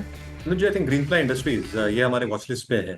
पिछले तिमाही के अगर आप नतीजे देखेंगे तो ओवरऑल रेवेन्यू में ईयर ऑन ईयर लगभग 35% की ग्रोथ आई थी। क्वार्टर ऑन क्वार्टर एक थोड़ा सा मिस था अराउंड 2%, बट मार्जिन्स में एक स्टेबिलिटी देखी गई थी quarter on quarter at 10%, which was very almost the same पिछले तिमाही में। और ईयर ऑन ईयर में एक बहुत अच्छा इजाफा हुआ था, 6.5% से 10% की जंप। जहां तक एक्सपेक्टेशंस है रियल एस्टेट एंसिलरीज की, including stocks like Greenply, plywood business expected to do well. Stability शायद देखी जा रही है ये क्वार्टर्स में, in coming few quarters volume और रियलाइजेशन दोनों में ग्रोथ आनी चाहिए। सिमिलरली एमडीएफ बिजनेस में सिमिलर पैटर्न्स दिखने चाहिए in terms of volume growth. Realisations में भी क्वार्टर ऑन क्वार्टर और ईयर अच्छा खासा इजाफा देखने मिला है, and that should probably reflect on numbers and in terms of cash flows. जहाँ तक debt levels का सवाल रहा है, net debt has actually come down quarter on quarter. 0.71 की debt equity has come to 0.48 and can reduce further as cash flow increment happens. तो मुझे लगता है real estate proxies selectively अच्छे करनी चाहिए। ग्रीनफ्लाई हमारे रडार प्लाई में एक अपॉर्चुनिटी। चलिए, सारे मैं ट्रेड्स आपके लिए रैप कर रही हूँ। पहले तो शुरुआत हुई थी सस्ता ऑप्शन में IRCTC वाले ट्रेड के साथ जो सोनी ने दिया है। आपको कहा गया है कि 920 का कॉल आप लेकर चलेंगे जो 9 रुपये 30 पैसे पर है, टारगेट 13 और फिर 17 का रहेगा। अगला जो ट्रेड आया वो दरअसल मानस की तरफ से था। बजाज फिनसर्व शॉर्ट साइड का ट्रेड 1800 के लिए एक मंदी का कॉल इन्होंने दिया है, लेकिन प्रशांत को ठीक लग रहा है SRF में ट्रेड लेना, तो ये फिलहाल इनकी पिक है। SRF में भी मंदी की तरफ ही ये ट्रेड बैठ रहा है। 2280 का पहला टारगेट रहेगा, फिर आगे 2270 तक जा सकता है स्टॉक का। साथ ही साथ मयूरेश कह रहे हैं कि रियल एस्टेट एंसरीज ग्रीनप्लाई इंडस्ट्री में एक मौका तेजी का आप लेकर चल सकते हैं। तो ये रहा 4 का चौका। चलिए अब बात करते हैं कल की। तो कल नतीजों के लिहाज से अहम दिन, जहां पर 2 मिड कैप IT कंपनियों के नतीजे आएंगे। एक है एम्फेसिस, दूसरा है LTTS। साथ ही दिग्गज ऑटो कंपनी बजाज ऑटो भी अपने नंबर्स पोस्ट करेगी। तो पहले दिग्गज की बात कर लेते हैं। निफ्टी की कंपनी है बजाज ऑटो। दीपाली हमारे साथ जुड़ रही हैं दिल्ली से। Deepali, good afternoon. वैसे जो रीसेंट अपडेट आया था, 2 व्हीलर सेल्स की डिमांड में थोड़ा सा पिकअप है, ये कितना रिफ्लेक्ट करेगा कंपनी की दूसरी तिमाही की अर्निंग्स में? नंबर्स अच्छे एक्सपेक्टेड हैं और उसके पीछे एक इंपॉर्टेंट रीजन डोमेस्टिक वॉल्यूम्स के साथ साथ एक्सपोर्ट ग्रोथ भी रही है। अगर नंबर्स की प्रिसाइसली बात करें तो ना ही सिर्फ सीक्वेंशियल बेसिस पर बल्कि वाई बेसिस पे अच्छी ग्रोथ कंपनी रिपोर्ट करेगी। वाई बेसिस पे कंपेयर करें तो रेवेन्यू में 23% की ग्रोथ एक्सपेक्टेड है बजाज ऑटो के और 13,299 करोड़ का आंकड़ा रह सकता है रेवेन्यू फ्रंट पर। मुनाफे को देखेंगे तो 20% की ग्रोथ यहाँ भी एक्सपेक्टेड है। सालाना आधार पर 2210 करोड़ का आंकड़ा रहने की पॉसिबिलिटी है और एबिटा में भी 27% की ग्रोथ एक्सपेक्टेड है। वहीं अगर एबिटा मार्जिन की बात करेंगे तो पिछले क्वार्टर में भी 20% के आसपास थे और पिछले साल के इसी क्वार्टर में भी 20% के आसपास थे और इस बार भी सेम फिगर ही एक्सपेक्टेड है, यानी मार्जिन स्टेबल रहेंगे। अब अगर सीक्वेंशियल बेसिस पे देखेंगे तो भी on an average revenue, EBITDA और साथ ही साथ प्रॉफिटेबिलिटी में 10 से 14% की ग्रोथ एक्सपेक्टेड है। अब ग्रोथ क्यों रहेगी रेवेन्यूज की पहले बात करें तो कंपनी के ट्रायम्फ ब्रांड के अंदर प्रीमियम मोटरसाइकिल सेगमेंट में काफ़ी अच्छी डिमांड रही है, जिसका इम्पैक्ट पड़ा है इनके एवरेज सेलिंग प्राइस पर। जो ASP है उसमें माइल्ड इंक्रीज एक्सपेक्टेड है इस क्वार्टर में और उसके पीछे ट्रायम्फ के साथ साथ एक्सपोर्ट ग्रोथ भी रही है और साथ ही साथ अप्रैल में इन्होंने जो प्राइस हाइक किया था उसकी वजह से भी एक फायदा कंटिन्यू होता हुआ दिख रहा है आगे के क्वार्टर्स में भी। अगर ओवरऑल वॉल्यूम्स देखेंगे इस क्वार्टर की तो 17% के 16% के आसपास की ग्रोथ रही है ओवरऑल वॉल्यूम्स में, जिसमें डोमेस्टिक वॉल्यूम्स 21% ग्रो हुए हैं, एक्सपोर्ट वॉल्यूम 7 से 8% ग्रो हुए हैं और टू व्हीलर सेगमेंट में 27% की ग्रोथ रही है वॉल्यूम फ्रंट पर। इसके अलावा अगर एक्सपोर्ट की बात करेंगे तो डिमांड ट्रेंड्स इनके सुधरते हुए दिख रहे हैं अफ्रीकन और साउथ एशियन रीजन्स की वजह से। लो बेस का भी फायदा इनको मिला है और 3 व्हीलर सेगमेंट में पिकअप कर रहा है ओवरसीज मार्केट में। तो हर सेगमेंट की तरफ से परफॉर्मेंस अच्छी रही है। वॉल्यूम्स जो हमने देखे हैं इस क्वार्टर के दौरान उसी का इम्पैक्ट इनके अर्निंग्स पर भी दिखेगा।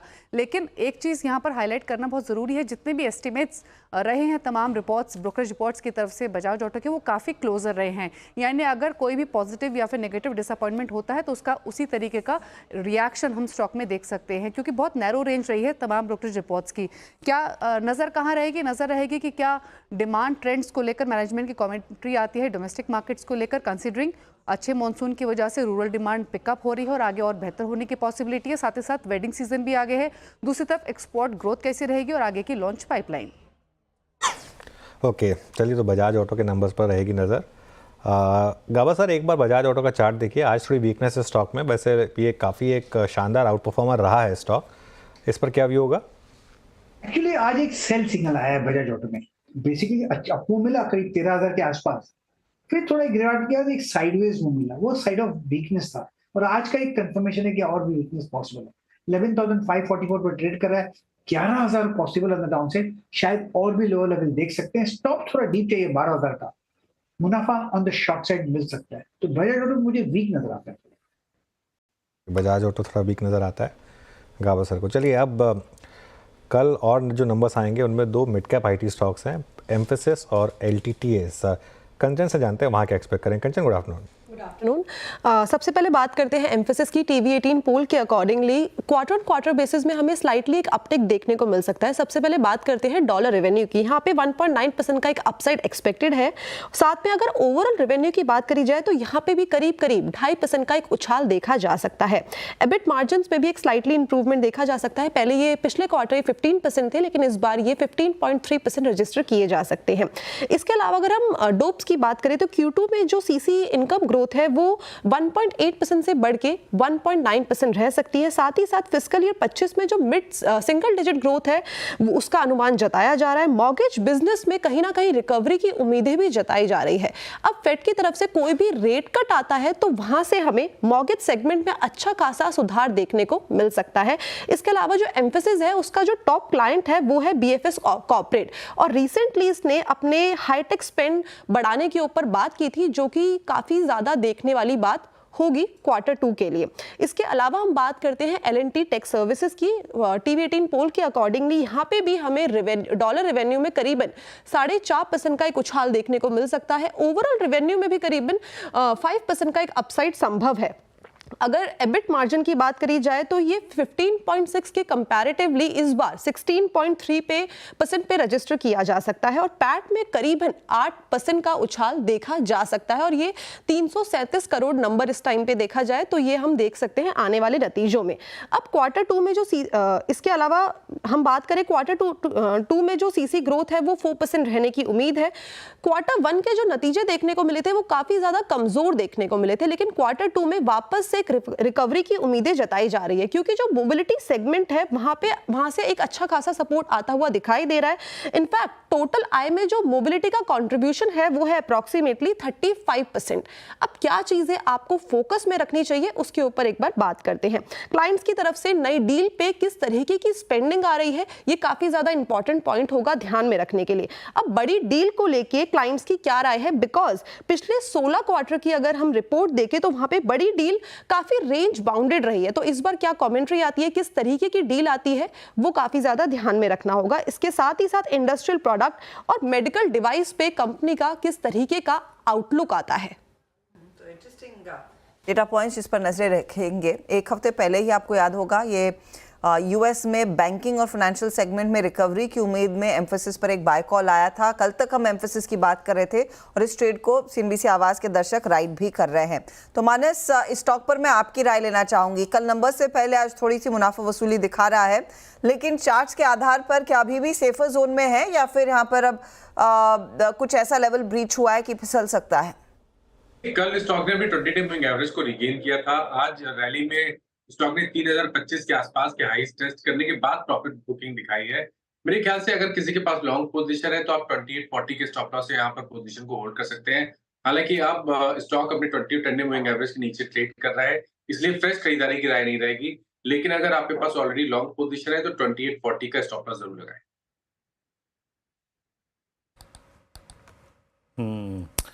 मीनवाइल मानस, जो आपकी ट्रेड थी ना बजाज फाइनेंस की शॉर्ट, गजब चली वो, जरा प्लीज़ लेके आइएगा।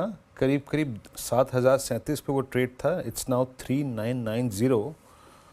और इनफैक्ट दोनों आपने, क्योंकि आपने जो ऑप्शन मतलब 4 का चौका में ट्रेड दिया वो था बजाज फिनसर्व शॉर्ट, उससे पहले आप बजाज फाइनेंस पे शॉर्ट थे। मेरे ख्याल से बजाज हाउसिंग फाइनेंस की लिस्टिंग के बाद का अब तक का सबसे स्ट्रॉन्गेस्ट सेल ऑफ डे है। बात उसकी भी नहीं है, बात यह है कि ये सेलिंग आग किस ट्रैजेक्टरी में रही है। Even 200 day exponential moving average के नीचे अगर आप देखें, ये सेलिंग थमने का नाम ले रही है। ट्रेड बहुत खूबसूरत था आपका, मैं आपसे कुछ देर बाद पूछूंगा, लेकिन मयूरेश आपका व्यू क्या बनेगा? आई मीन B2 की ये सेलिंग, अब 7800 का प्राइस, ऑलमोस्ट 1000 रुपये का रिट्रेसमेंट। NBFC इसमें सबसे बड़ा प्रॉफिट बुकिंग इन दोनों स्टॉक्स में हुआ और एक M&M फाइनेंस में, और उसके अगेंस्ट LIC हाउसिंग फाइनेंस में थोड़ी रिकवरी है आज, और HFCs में कैनफिन होम्स में स्ट्रॉन्ग मूव है। बट स्पेशली और टेक ऑन ये B2 Bajaj finance and sir. तो Veeru ji, I think it's underperforming, और रीजन है कि जो ये हाई बेस इफेक्ट था इतने क्वार्टर्स, इतने वर्षों का, इसको रेप्लिकेट करना थोड़ा मुश्किल हो गया इन हाई इंटरेस्ट रेट एनवायरनमेंट, और वो शायद दिख रहा है in terms of their advances growth, specifically consumer durable segment में, जहां तक बजाज फाइनेंस का सवाल है। Obviously competition has also come up pretty strongly, और इसके वजह से भी आई थिंक जो ओवरऑल नंबर्स में एक इजाफा देखने मिलना चाहिए था वो शायद दिख नहीं रहा है। दूसरा आई थिंक काफी जो डिजिटलाइजेशन का प्रयास चल रहा है for the group itself, in terms of software developments, in terms of creating a super app. I think as that process starts getting formulated, कहीं ना कहीं I think जो operating costs है ये अच्छी खासी कंट्रोल में आएंगी। But to a certain extent, I think एक underperformer का टैग शायद बरकरार रहेगा because of the high base that stock has probably created, और जो underperformance है because of reported numbers. Shriram Finance, PNB Housing शायद थोड़े better placed है within the NBFC space. एक काम करते हैं, एक छोटा सा ब्रेक लेकर वापस आते हैं और देवेंद्र चोक से जुड़ेंगे हमारे साथ। ब्रेक के बाद उनसे जानेंगे कि इस समय मार्केट में करना क्या है।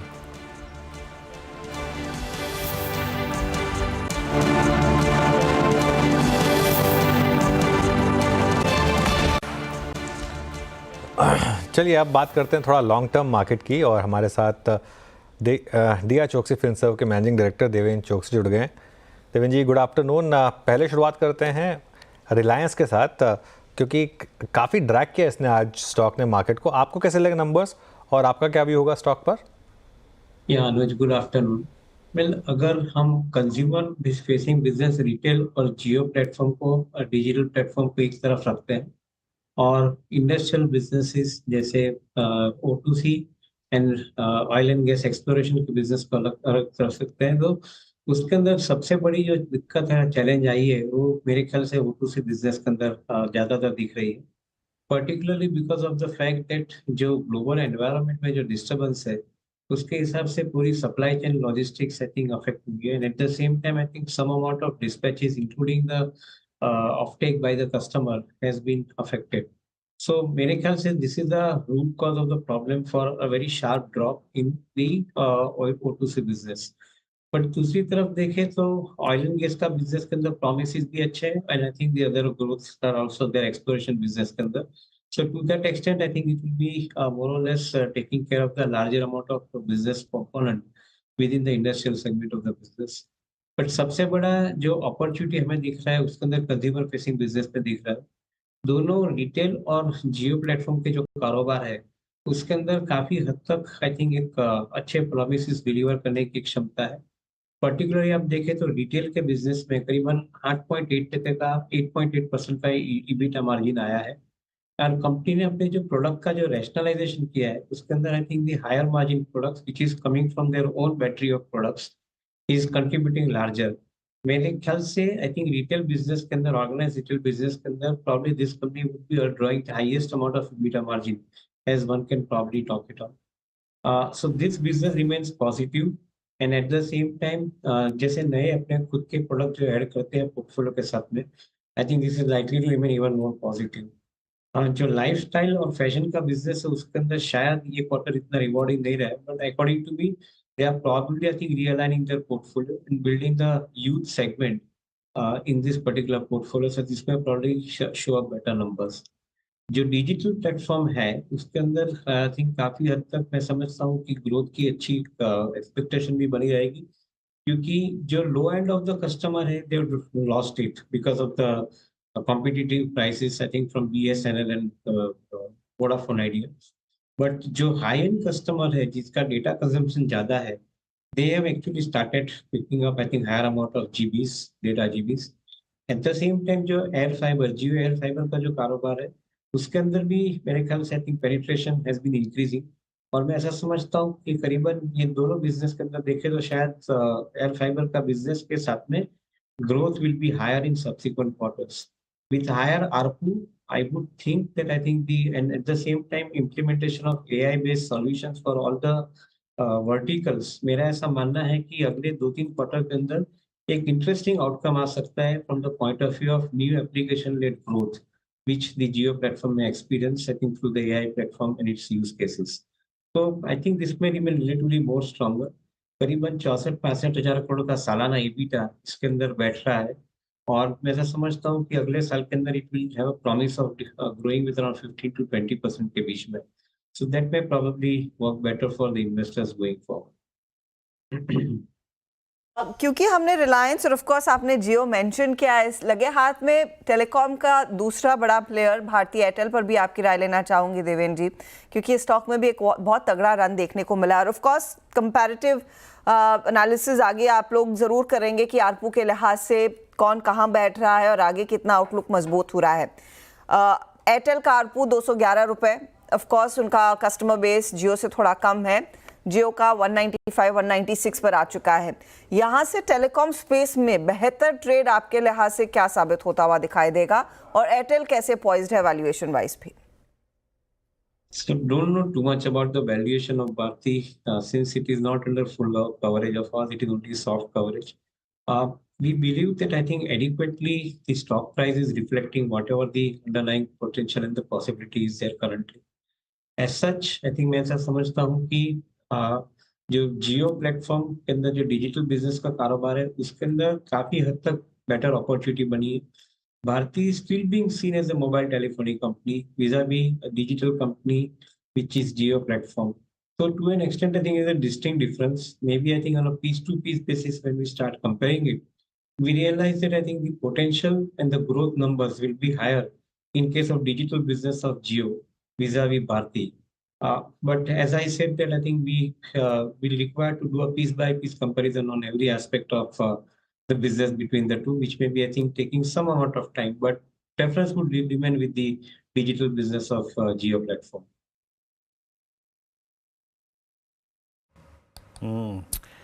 इस बीच जरा आप एक बार लेके आइए निफ्टी FMCG इंडेक्स। देखिए इसमें कोई दो राय नहीं है कि आज ये थोड़ा सा स्टेबल है, स्ट्रॉन्ग है एट 62660, बट इसमें बीते एक महीने में लगभग 7.5 से 8% का रिट्रेसमेंट है। देवेंद्र जी नमस्कार, वीरेंद्र बोल रहा हूँ। और HUL की इतनी बड़ी अंडर परफॉर्मेंस, मतलब कहाँ ये स्टॉक लगभग 3050 पे था, आज 2700 की ट्रैजेक्टरी में। डाबर में बड़ा सेल ऑफ हुआ है। गोदरेज CP इसने तो लास्ट ईयर एक बहुत बुरे फेज में भी अच्छे नंबर्स दिए थे, इसमें sell off 200 day exponential average के नीचे। नेस्ले बिलो 200 डेमा, और उसके बाद आप देखिए मेरे ख्याल से टाटा कंज्यूमर बिलो 200 डेमा। इतनी बड़ी जो प्राइस अंडर परफॉर्मेंस आ गई है suddenly with in I think month, इसके पीछे कारण क्या देखते हैं आप? और क्या ये जोन्स एक दो स्टॉक्स को यहाँ पर ग्रैब करने के हैं क्या? जैसे कि मैं कह रहा हूँ कि almost 50% stocks below 200 day exponential average. Good afternoon, everyone. Well I think मेरा ऐसा समझना है कि जो फंडामेंटल कारोबार है उसके अंदर कोई बदलाव नहीं है. On the contrary, demand scenario remains upbeat. Consumer spending power is also remaining upbeat. The consumer credit scenario also remains, I think, quite convincing and upbeat. Because the likes of SBI to onwards to Bajaj Finance onwards or even ICICI Bank, I think each one of them are, I think, very well presented for funding the EMI schemes of every such kind of product which is there in the consumer basket of each of our companies that we are talking about. So I think from that perspective, no challenges. On the contrary I think मेरा ऐसा मानना है कि I think वहाँ पे demand led growth ज्यादा रहेगा. On the other side I think थोड़ा बहुत जो डैम्पनर बना है वो शायद हम लोग पहले पकड़ के चलते थे कि ये क्वार्टर के अंदर जो रॉ मटेरियल के दाम है वो कंट्रोल में है. बट जैसे हम नए महीने अक्टूबर से देख रहे हैं वहाँ पे I think we are also seeing a surge in the some of the raw material prices. तो to an extent I think वहाँ पे थोड़ा बहुत प्राइसिंग प्रेशर बना रहेगा ऐसा मेरा मानना है. It is too early to conclude because October, November, December, the full quarter has to be seen, not only 1 month. But as of now, it looks like the revision in the raw material prices in some of the base material product, be it in the food category segment or a personal care segment or a home care segment. In each of the segment, I think थोड़े बहुत जो pressure आ रहे हैं input के, वो शायद थोड़ा margin pictures affect कर सकते हैं. May not be that much, but I think maybe few basis point. तो शायद उसके ऊपर ध्यान देना जरूरी बनता है अगले महीने के अंदर. बट अदरवाइज सितंबर एंडेड क्वार्टर के साथ में देखे वर्किंग कंपनी के तो शायद everything is being fully priced which we have been maintaining and maybe the market is correcting today. Technically ज्यादा करेक्शन है क्योंकि I think sector rotation stock rotation is happening very fast. हमारे market के अंदर I think the price movement जो रहती है वो एकदम शार्प रहती है. So may be I think the profit booking is also happening in a faster pace. That is the only explanation that I can have. Fundamental explanations, I think we know that I think the workings of these companies are likely to come good in this particular quarter. Okay. Devendra ji, oil marketing companies इन पर क्या view रहेगा अब आपका, क्योंकि आज Maharashtra elections भी announce हो जाएंगे, क्रूड भी नीचे आना शुरू हो गया है, क्या यहाँ पर वापस एक बाइंग का मन बन रहा है? अनुज, आप क्रूड की बात कर रहे हैं, शायद थोड़ा वॉइस आपका बीच में क्रूड और ऑयल मार्केटिंग कंपनीज के स्टॉक्स को लेकर. हाँ, सो आई थिंक मेरा ऐसा मानना है वोलेटाइल सिचुएशन के अंदर it is very difficult to probably take a very significant call at this point of time क्योंकि the basket is not changing as fast as I think the crude oil price is getting reflected on the screen. Baskets are normally a 15 days period to 3 weeks period in which most of the crude oil baskets are priced in. तो शायद इतना immediate view और reaction immediately हम लोग नहीं ले पाएंगे. But मेरा ऐसा मानना है कि I think even given this kind of volatility because of the global environment at this point of time it is safe not to touch this particular sector क्योंकि ये वोलेटिलिटी में शायद आपका कोई भी हिसाब से कैलकुलेशन सही नहीं जाए. So unnecessarily, I think you will be stuck with the position in this counter. So we prefer not to touch this particular sector at this point of time. Stay away from it for the time being. आपसे मैं banking counters पर राय लेना चाहती हूँ देवेंद्र जी. Considering आज सुबह ही एक report हम पढ़ रहे थे कि HDFC बैंक होपफुली अपने LDR रेशियो को फिर से 100 के नीचे लाता हुआ दिखाई देगा. इस वीकेंड में नंबर्स आने वाले हैं. स्टॉक आज शांत हो गया है लेकिन ICICI बैंक में बहुत तगड़ी तेजी बनती दिखाई दे रही. तो लार्जली आप क्या एक्सपेक्ट कर रहे हैं Q2 परफॉर्मेंस से इन दो दिग्गज निजी बैंकों से, ICICI और HDFC बैंक, और क्या कुछ प्री पोजिशनिंग होनी चाहिए या नहीं? So जो रिटेल लैंडिंग है, रिटेल लैंडिंग मेरे ख्याल से I think will show a very strong performance. I would not be surprised to find the retail lending showing the performance about 20% growth in the AUM. Maybe corporate lending side I think is showing some signs of higher growth, but blended growth in the AUM in this particular quarter for most of these companies would be around 18 to 19% के आसपास ऐसा मान के चलते हैं, particularly the private sector corporate banks. Public sector के अंदर शायद that number may be around 16% or so. That is how I think we have been projecting, or analysts have been projecting these particular numbers. In my viewpoint, I think most of the banking stocks करीबन valuation से cheap है. Comparatively, I think उनके अंदर runway काफी बड़ा है. May be एक बार RBI की रेट कट पॉलिसी के लिए थोड़ा बहुत जो वेट कर रहा है मार्केट को क्लैरिटी बन जाती है तो शायद मैं ऐसा समझता हूँ कि I think that will have a good effect on the stock prices. Maybe I think we are saying कि 1 quarter holding की एक possibility रख के आप शायद ये private sector बैंक के अंदर investment करते हैं, तो मेरे ऐसा मानना है कि I think it may safely give you around 15% kind of an upside from the current level. So this is a time to accumulate. This is a time to buy into some of these stocks, including some of the NBFC, the retail NBFC franchises. I think that would be relatively better opportunity to buy into the portfolio. अच्छा देवेंद्र जी, आखिरी प्रश्न आपसे, मतलब ये पूरा वो दौर जब चुनाव की प्रक्रिया रही, उसके बाद इलेक्शन रिजल्ट्स, उसके बाद गवर्नमेंट फॉर्मेशन, इस 3 महीने में PSUs में बहुत कूलिंग ऑफ हुई और एक्स्ट्रा ऑर्डिनरी वॉल्यूम्स के साथ कूलिंग ऑफ हुई, बट अब स्क्रीन पर विजिबल है in terms of price, in terms of regaining averages कि डिफरेंस थोड़ा सा स्टेबल हो रहा है. लुक एट HL और BEL. क्या ये कूलिंग ऑफ ने एंट्री पॉइंट्स को अच्छा बना दिया है? आपकी रीडिंग इस वक्त डिफेंस पे क्या कर रही है? So the clarity, Virendra, that we are having is most of the PSU companies are showing fundamental good signs for growth. No doubt about it. In fact, पिछले सालों के अंदर शायद इतनी विजिबिलिटी नहीं थी जितनी विजिबिलिटी आज की तारीख में है, because of government spending and the infrastructure, railways, defense and all capital goods segments. तो मैं ऐसा मानता हूँ कि विजिबिलिटी पॉइंट ऑफ व्यू से कोई चैलेंज नहीं. हाउएवर एक चीज हम हमेशा ध्यान में रखते हैं कि पब्लिक सेक्टर कंपनीज के अंदर जो ग्रोथ है, वो ग्रोथ मेरे ख्याल से नॉमिनल जीडीपी के ग्रोथ के ऊपर आप 50% का प्रीमियम पकड़ के चलो तो I think that would be a good enough growth for this companies to execute. उससे ज्यादा आप शायद उसके ऊपर एक्सपेक्टेशन ना रखें तो अच्छा है. But unfortunately market ran up I think quite ahead of time. करीबन 26-27 के फाइनेंशियल ईयर के ग्रोथ के साथ में मार्केट के वैल्यूएशन स्केल अप हो चुके थे. ये वैल्यूएशंस करेक्ट होने जरूरी बनते थे. जो प्रोसेस चालू हो चुका है, maybe the price correction has happened very sharply, so शायद थोड़ा बहुत बाउंस बैक आ सकता है. But in my view point I think the time correction will still continue. तो if the time correction continues and given that kind of a situation में कभी शायद मेजर फॉल आता है कोई स्टॉक के अंदर कोई भी कारण से, that would be the right time to buy into. We are not doubting the prospects, but we are saying that I think even current price, the time correction is yet to get completed from most of the companies. So we would prefer to go with the better approach companies के जहाँ पे हमें valuation के हिसाब से ज़्यादा confidence है, and at the same time the growth rate is more sustainable from now onwards.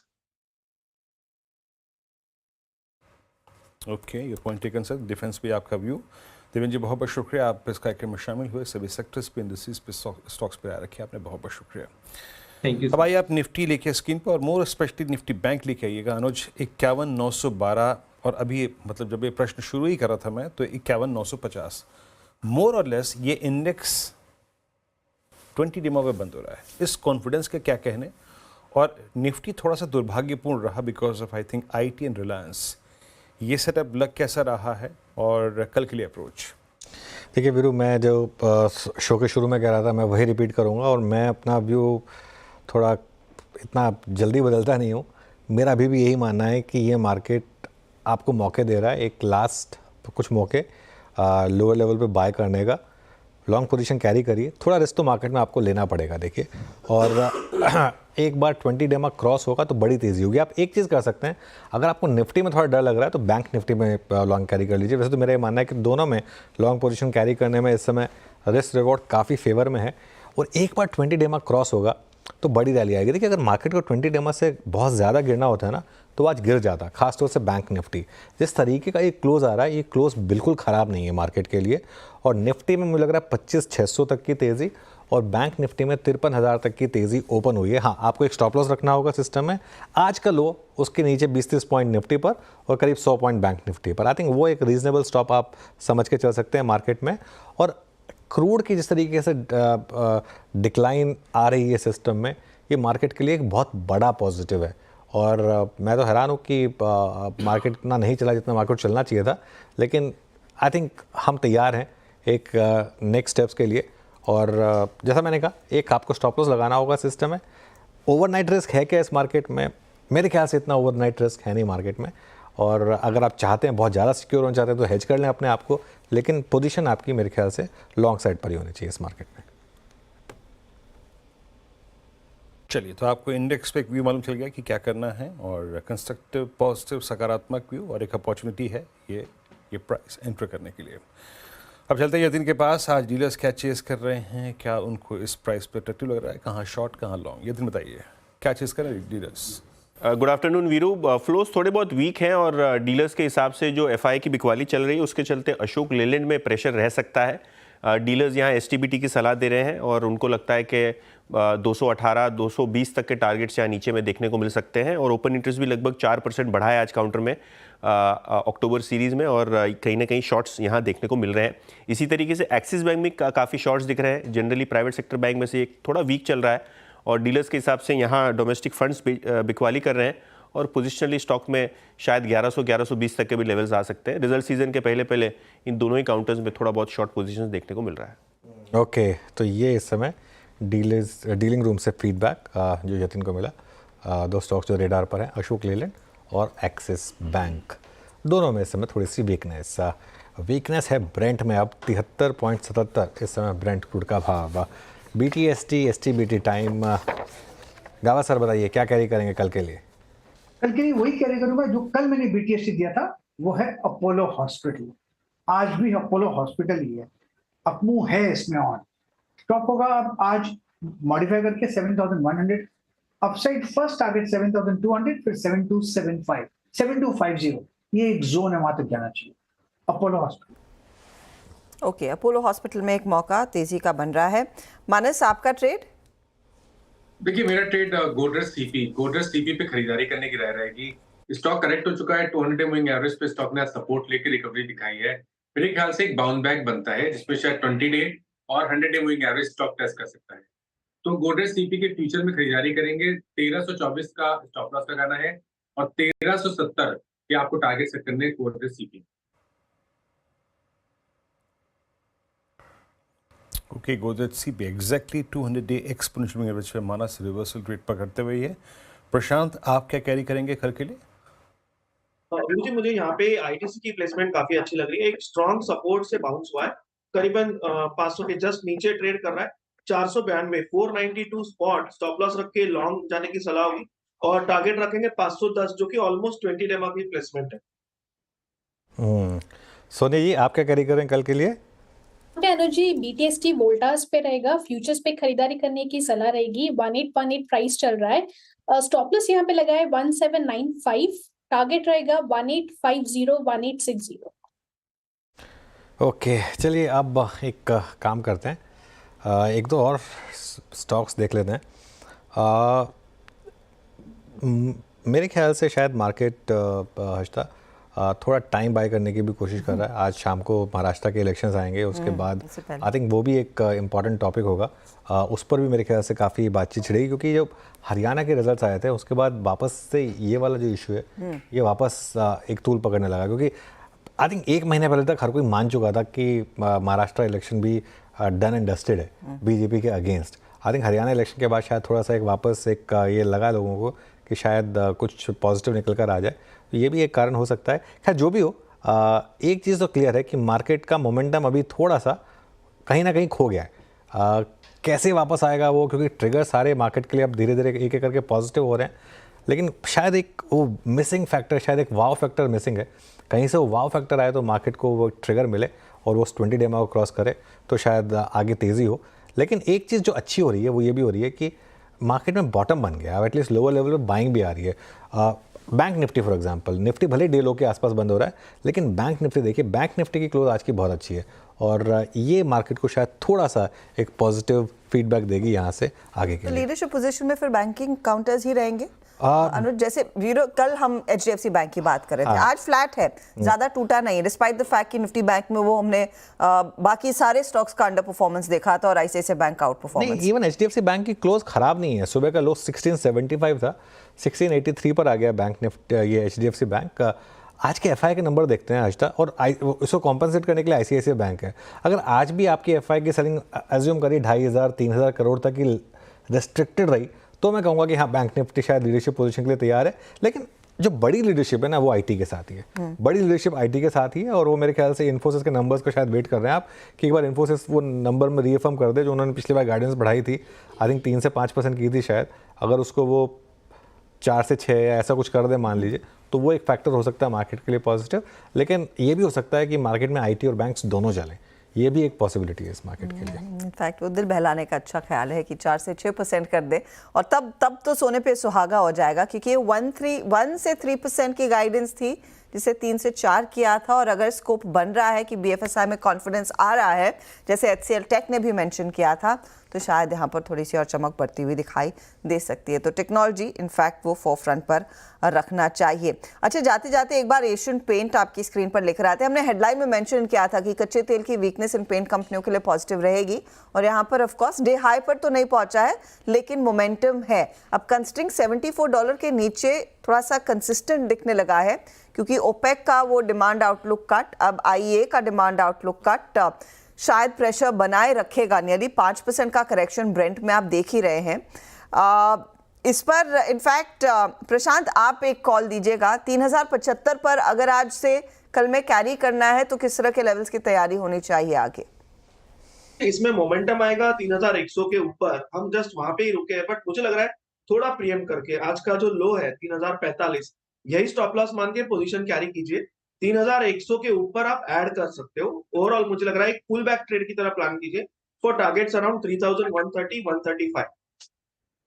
चलिए अब एक काम करते हैं, बैन का मामला देखते हैं एक बार, बैन में कौन कौन से स्टॉक्स ऐड हुए हैं, और उसके बाद बीरो के पास जाएंगे और देखेंगे कि मार्केट बेट कैसी रही। 3 स्टॉक्स बैन में जाने की तैयारी कर रहे हैं, L&T फाइनेंस, बंधन बैंक और आरती इंडस्ट्रीज। बीरो, बैन में की बात हो गई, मार्केट बेट के बारे में बात करते हैं। बिल्कुल अनुज, एग्जैक्टली ये क्लोज जब आ रहा है निफ्टी का अबव 50, एग्जैक्टली बिलो 10। आइए देखते हैं ब्रेथ कैसी थी, बाजार ने ब्रेथ का जो झुकाव था वो किस तरफ था। 70 लॉन्ग्स, 26 में शॉर्ट कवरिंग, 64 में यहाँ पे शॉर्ट था और 20 में लॉन्ग अनवाइंडिंग थी। आइए देखते हैं लॉन्ग्स कहाँ पर थे। उसमें कोई दुराय नहीं है कि आज जो OMCs थी उन्होंने क्लियरली इस डेवलपमेंट का फ़ायदा उठाया। HPCL स्ट्रॉन्ग 4% ऊपर, दीपक नाइट्राइट शानदार ब्रेकआउट, चैनल का ब्रेकआउट प्लस स्लोपिंग दोनों चैनल का। Godrej properties real estate space में जहां कल पारी खेली थी ओबरा रियल्टी ने, आज गोदरेज प्रॉपर्टीज़ ने। बाकी अपोटास, बर्जर पेंट्स, यहाँ पर एक स्ट्रॉन्ग इम्पैक्ट था क्रूड के रिट्रेसमेंट का। अब आते हैं शॉर्ट कवरिंग कहाँ पर थी, कहाँ पर NGL और HAL। याद रखिएगा HAL आज बड़ा शानदार क्लोज दे रहा है। अब ऑल मूविंग एवरेजेस बाटा, बालकृष्ण इंडस्ट्रीज और IRCTC में स्ट्रॉन्ग मूव रहा, यहाँ पे अच्छा मूव है। और शॉर्ट कवरिंग किस में थी, शॉर्ट बिल्डअप माफ कीजिएगा, HDFC लाइफ, बजाज ऑटो ने क्रिटिकल एवरेज वायलेट किया है आज। उसके बाद बंधन bank, Bajaj finance below all moving averages, काफ़ी पेन रहा है यहाँ पे। और उसके बाद लेके आइए आप जरा एक बार आपकी स्क्रीन पे लॉन्ग अनवाइंडिंग, यहाँ पे Nalco, SAIL, IEX, Divi's lab, Tech Mahindra. I think जो फर्स्ट टेक था वहाँ से आज मेटल से प्रॉफिट बुकिंग थी, लेकिन आज IT में टेक महिंद्रा जिसने कल एक बहुत ही खूबसूरत ब्रेकआउट दिया था वो आज क्रैक हुआ। इस पर एक आउटलुक लेते हैं। इनफैक्ट सोनी जी, टेक महिंद्रा जिस पर हम कल एक बहुत ही शानदार ब्रेकआउट ट्रेल कर रहे थे, प्ले कर रहे थे। हालांकि मैं कहूँगा अगर बहुत बारीकी से देखें तो 1650 का जोन अभी तक वायलेट नहीं हुआ है। इट्स 1675, दैट मीन्स अभी भी हम उसकी कल की कैंडल के मिड पॉइंट पे खड़े हैं। एक reasonable stop loss tech Mahindra के लिए क्या होगा, बहुत संक्षेप में? वीरेंद्र जी, यहाँ पे टेक महिंद्रा जो है मुझे लगता है 1650 सपोर्ट अच्छा है, बट थोड़ा सा आज ओपन इंटरेस्ट अनवाइंड होते हुए नजर आ रहा है। सो मुझे लगता है कि थोड़ा सा यहाँ पे और जेनरस होना चाहिए, 1630 के स्टॉप लॉस के साथ इसको होल्ड करना चाहिए।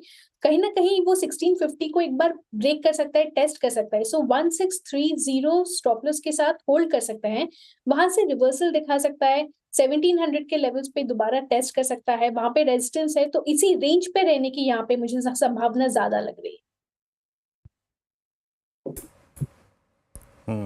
अच्छा, जो मानस ने बात कही थी ना, उन्होंने जो ट्रेड पिक किया था गोदरेज CP का, इंटरेस्टिंग फैक्ट है। और मेरे ख्याल से जब हम आज एनालिसिस करेंगे क्लोजिंग बेसिस पे तो वो चीज़ गौर करने लायक होगी कि पूरा का पूरा आई थिंक जो FMCG स्पेस पे उसमें जैसे गोदरेज CP ने एक बड़े एवरेज से पुल बैक लिया, same is the case with Britannia. एक तरफा फॉल था 1 अक्टूबर से लेके अगर आप देखें कल तक इसमें गिरावट थी 5990 तक गिरा, कहाँ से 6500 से। आज एग्जैक्टली 50 डे एक्सपोनेंशियल लेवल से रिवर्सल। तो आज एक बहुत ही मीनिंगफुल पॉइंट से ये पूरा का पूरा FMCG बास्केट एक पुल बैक दे रहा था। अच्छा, एक बार एक स्टॉक और लेके आइएगा, नज़र कल के प्रोस्पेक्टिव से एक स्टॉक पे और रहेगी और वो है वोल्टास। आज एक अच्छे क्लोज की तरफ 1823 पे थोड़ा सा अगर आप देखें अलर्ट ये है कि आज एक बार फिर से सारे एवरेज को रीगेन करके एक स्ट्रॉन्ग ट्रैजेक्टरी में जाके क्लोज हो रहा है। तो जहाँ तक रिवर्सल का सवाल है वहाँ पे आज शायद रिवर्सल के नाम को डिफाइन करेगा आपका FMCG बास्केट। और लीजिए आपके स्क्रीन पे एट 51977 अगर मैं एवरेजेस के लिहाज से बात करूं तो इस वक्त अनुज आपका बैंक निफ्टी शायद क्लोजिंग यहाँ पे ना आए but price wise above 20 day exponential moving average. Finally price एक स्ट्रेंथ का जो सूचकांक सुबह से रहा है सूचक वो अभी भी कायम है 100%। मेरे देखिए इसमें आप दो अप्रोच हो सकती हैं। अभी हम जब 5-6 मिनट पहले बात कर रहे थे तब 51,910 पर थे तो बैंक निफ्टी पर कॉन्फिडेंस ज़्यादा था, तो वहाँ से 80 पॉइंट तो बैंक निफ्टी ने एकदम से ताबड़तोड़ आपको रैली दिखा दी। लेकिन ये जो क्लोज़ है ना, ये आपको बता रही है कि ये क्लोज़ कल के लिए एक साइन दे रही है।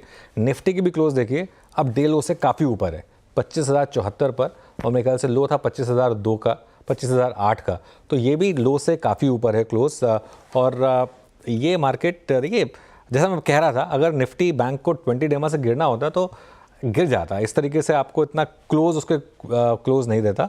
और ICICI बैंक में भी स्ट्रेंथ है।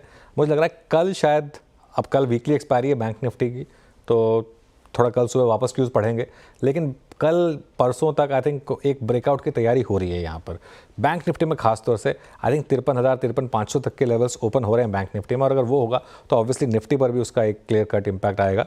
तो क्लोज तो अच्छी है, इसमें कोई डाउट नहीं है। हर्षिता कुछ कहना चाह रही है? मैं वही मेंशन करना चाह रही थी कि निफ्टी बैंक में जिस तरह का मूव, और HDFC बैंक फिर से 1700 की तरफ बढ़ता हुआ, एक्सिस का जो योगदान रहा है, कोटक ने जो पुल अप दिखाया है, तो क्लियरली ये एक बड़ा पॉकेट है जिस पर ज्यादा दारोमदार आ गया। आई थिंक ब्रेंट के गिरने का एक बहुत बड़ा फैक्टर है।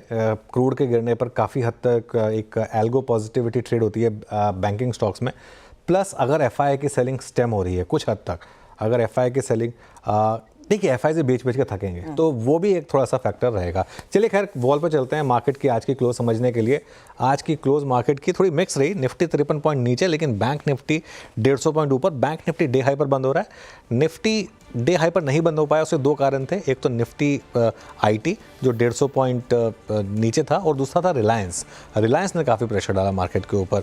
मिड कैप इंडेक्स करीब 1/4% ऊपर था, स्मॉल कैप में तो 1% की रैली थी, एडवांस डिक्लाइन ठीक ठाक था। तो ये एक और कारण है जो आपको बताया कि मार्केट की क्लोजिंग जो थी वो ठीक ठाक थी, ख़राब नहीं थी एक्चुअली। सेक्टोरल ब्रेड देखते हैं, उसके बाद निफ्टी के हीट मैप पर आएंगे। सेक्टोरल ब्रेड में देखिए क्लियरली आज जो एक दो सेक्टर्स विजिबल थे। रियल एस्टेट इंडेक्स 2-2.5% ऊपर था यहाँ पर, और उसके अलावा FMCG इंडेक्स में ठीक ठाक बाइंग थी, कैपिटल गुड्स में ठीक ठाक बाइंग थी। दिक्कत कहाँ थी, इसको रिफ्रेश करिए थोड़ा सा, ये रेट अटक गए हैं। निफ्टी IT और निफ्टी मेटल्स करीब 1.5% नीचे था इस समय, 1.48%, और उसके अलावा थोड़ा सा फार्मा में डिक्लाइन थी करीब 0.5% की। चलिए अब एक काम करते हैं, निफ्टी का हीट मैप देखते हैं और देखते हैं कहाँ तेज़ी रही कहाँ मंदी रही। पहले मंदी वाले शेयर्स देखते हैं, क्योंकि निफ्टी नीचे था। रिलायंस देखिए 2% रिलायंस नीचे था, इसी ने सारा मामला बिगड़ा आज निफ्टी का। उसके अलावा IT स्टॉक्स हायर लेवल से कोलैप्स हुए, विप्रो, टेक महिंद्रा जैसे स्टॉक्स, उनका एक प्रेशर था। लेकिन अपसाइड पर BPCL, ICICI बैंक और भारतीय एयरटेल, ये कुछ स्टॉक्स है हर्षिता जिन्होंने सपोर्ट किया। जी हाँ, और 25,063 पर इंडेक्स जाकर टिक रहा है। ऑफ कोर्स हम वो 25,200 एंड बियॉन्ड तक की स्थिति नहीं भाप पाए, लेकिन क्लियरली कुछ जो काउंटर्स ने रिवर्सल दिखाया, जो आपका हाल निफ्टी बैंक का बनता हुआ दिखाई दिया है क्लोजिंग पर, ये सराहनीय क्लोजिंग ही आप कहेंगे। निफ्टी बैंक आपकी स्क्रीन पर एक बार रख देते हैं, जहाँ पर हमने देखा है 51,953 के आसपास वो क्लोज, 136 पॉइंट ऊपर, और मिड कैप्स का भी साथ सपोर्ट रहा। चलिए इसी के साथ हम तीनों को दीजिए इजाजत, लेकिन ध्यान रखिएगा CNBC आवाज़ पर खबरों का सिलसिला जारी रहेगा। आप हमारे साथ बने रहिएगा, और कल सुबह में 6:57 पर हम सबसे फिर होगी मुलाकात। कुछ नए सौदों की बात करेंगे, ऑफ कोर्स कई सारे नंबर्स की बात भी करेंगे, और खबरों का एक्शन तो लेकर ही आएंगे।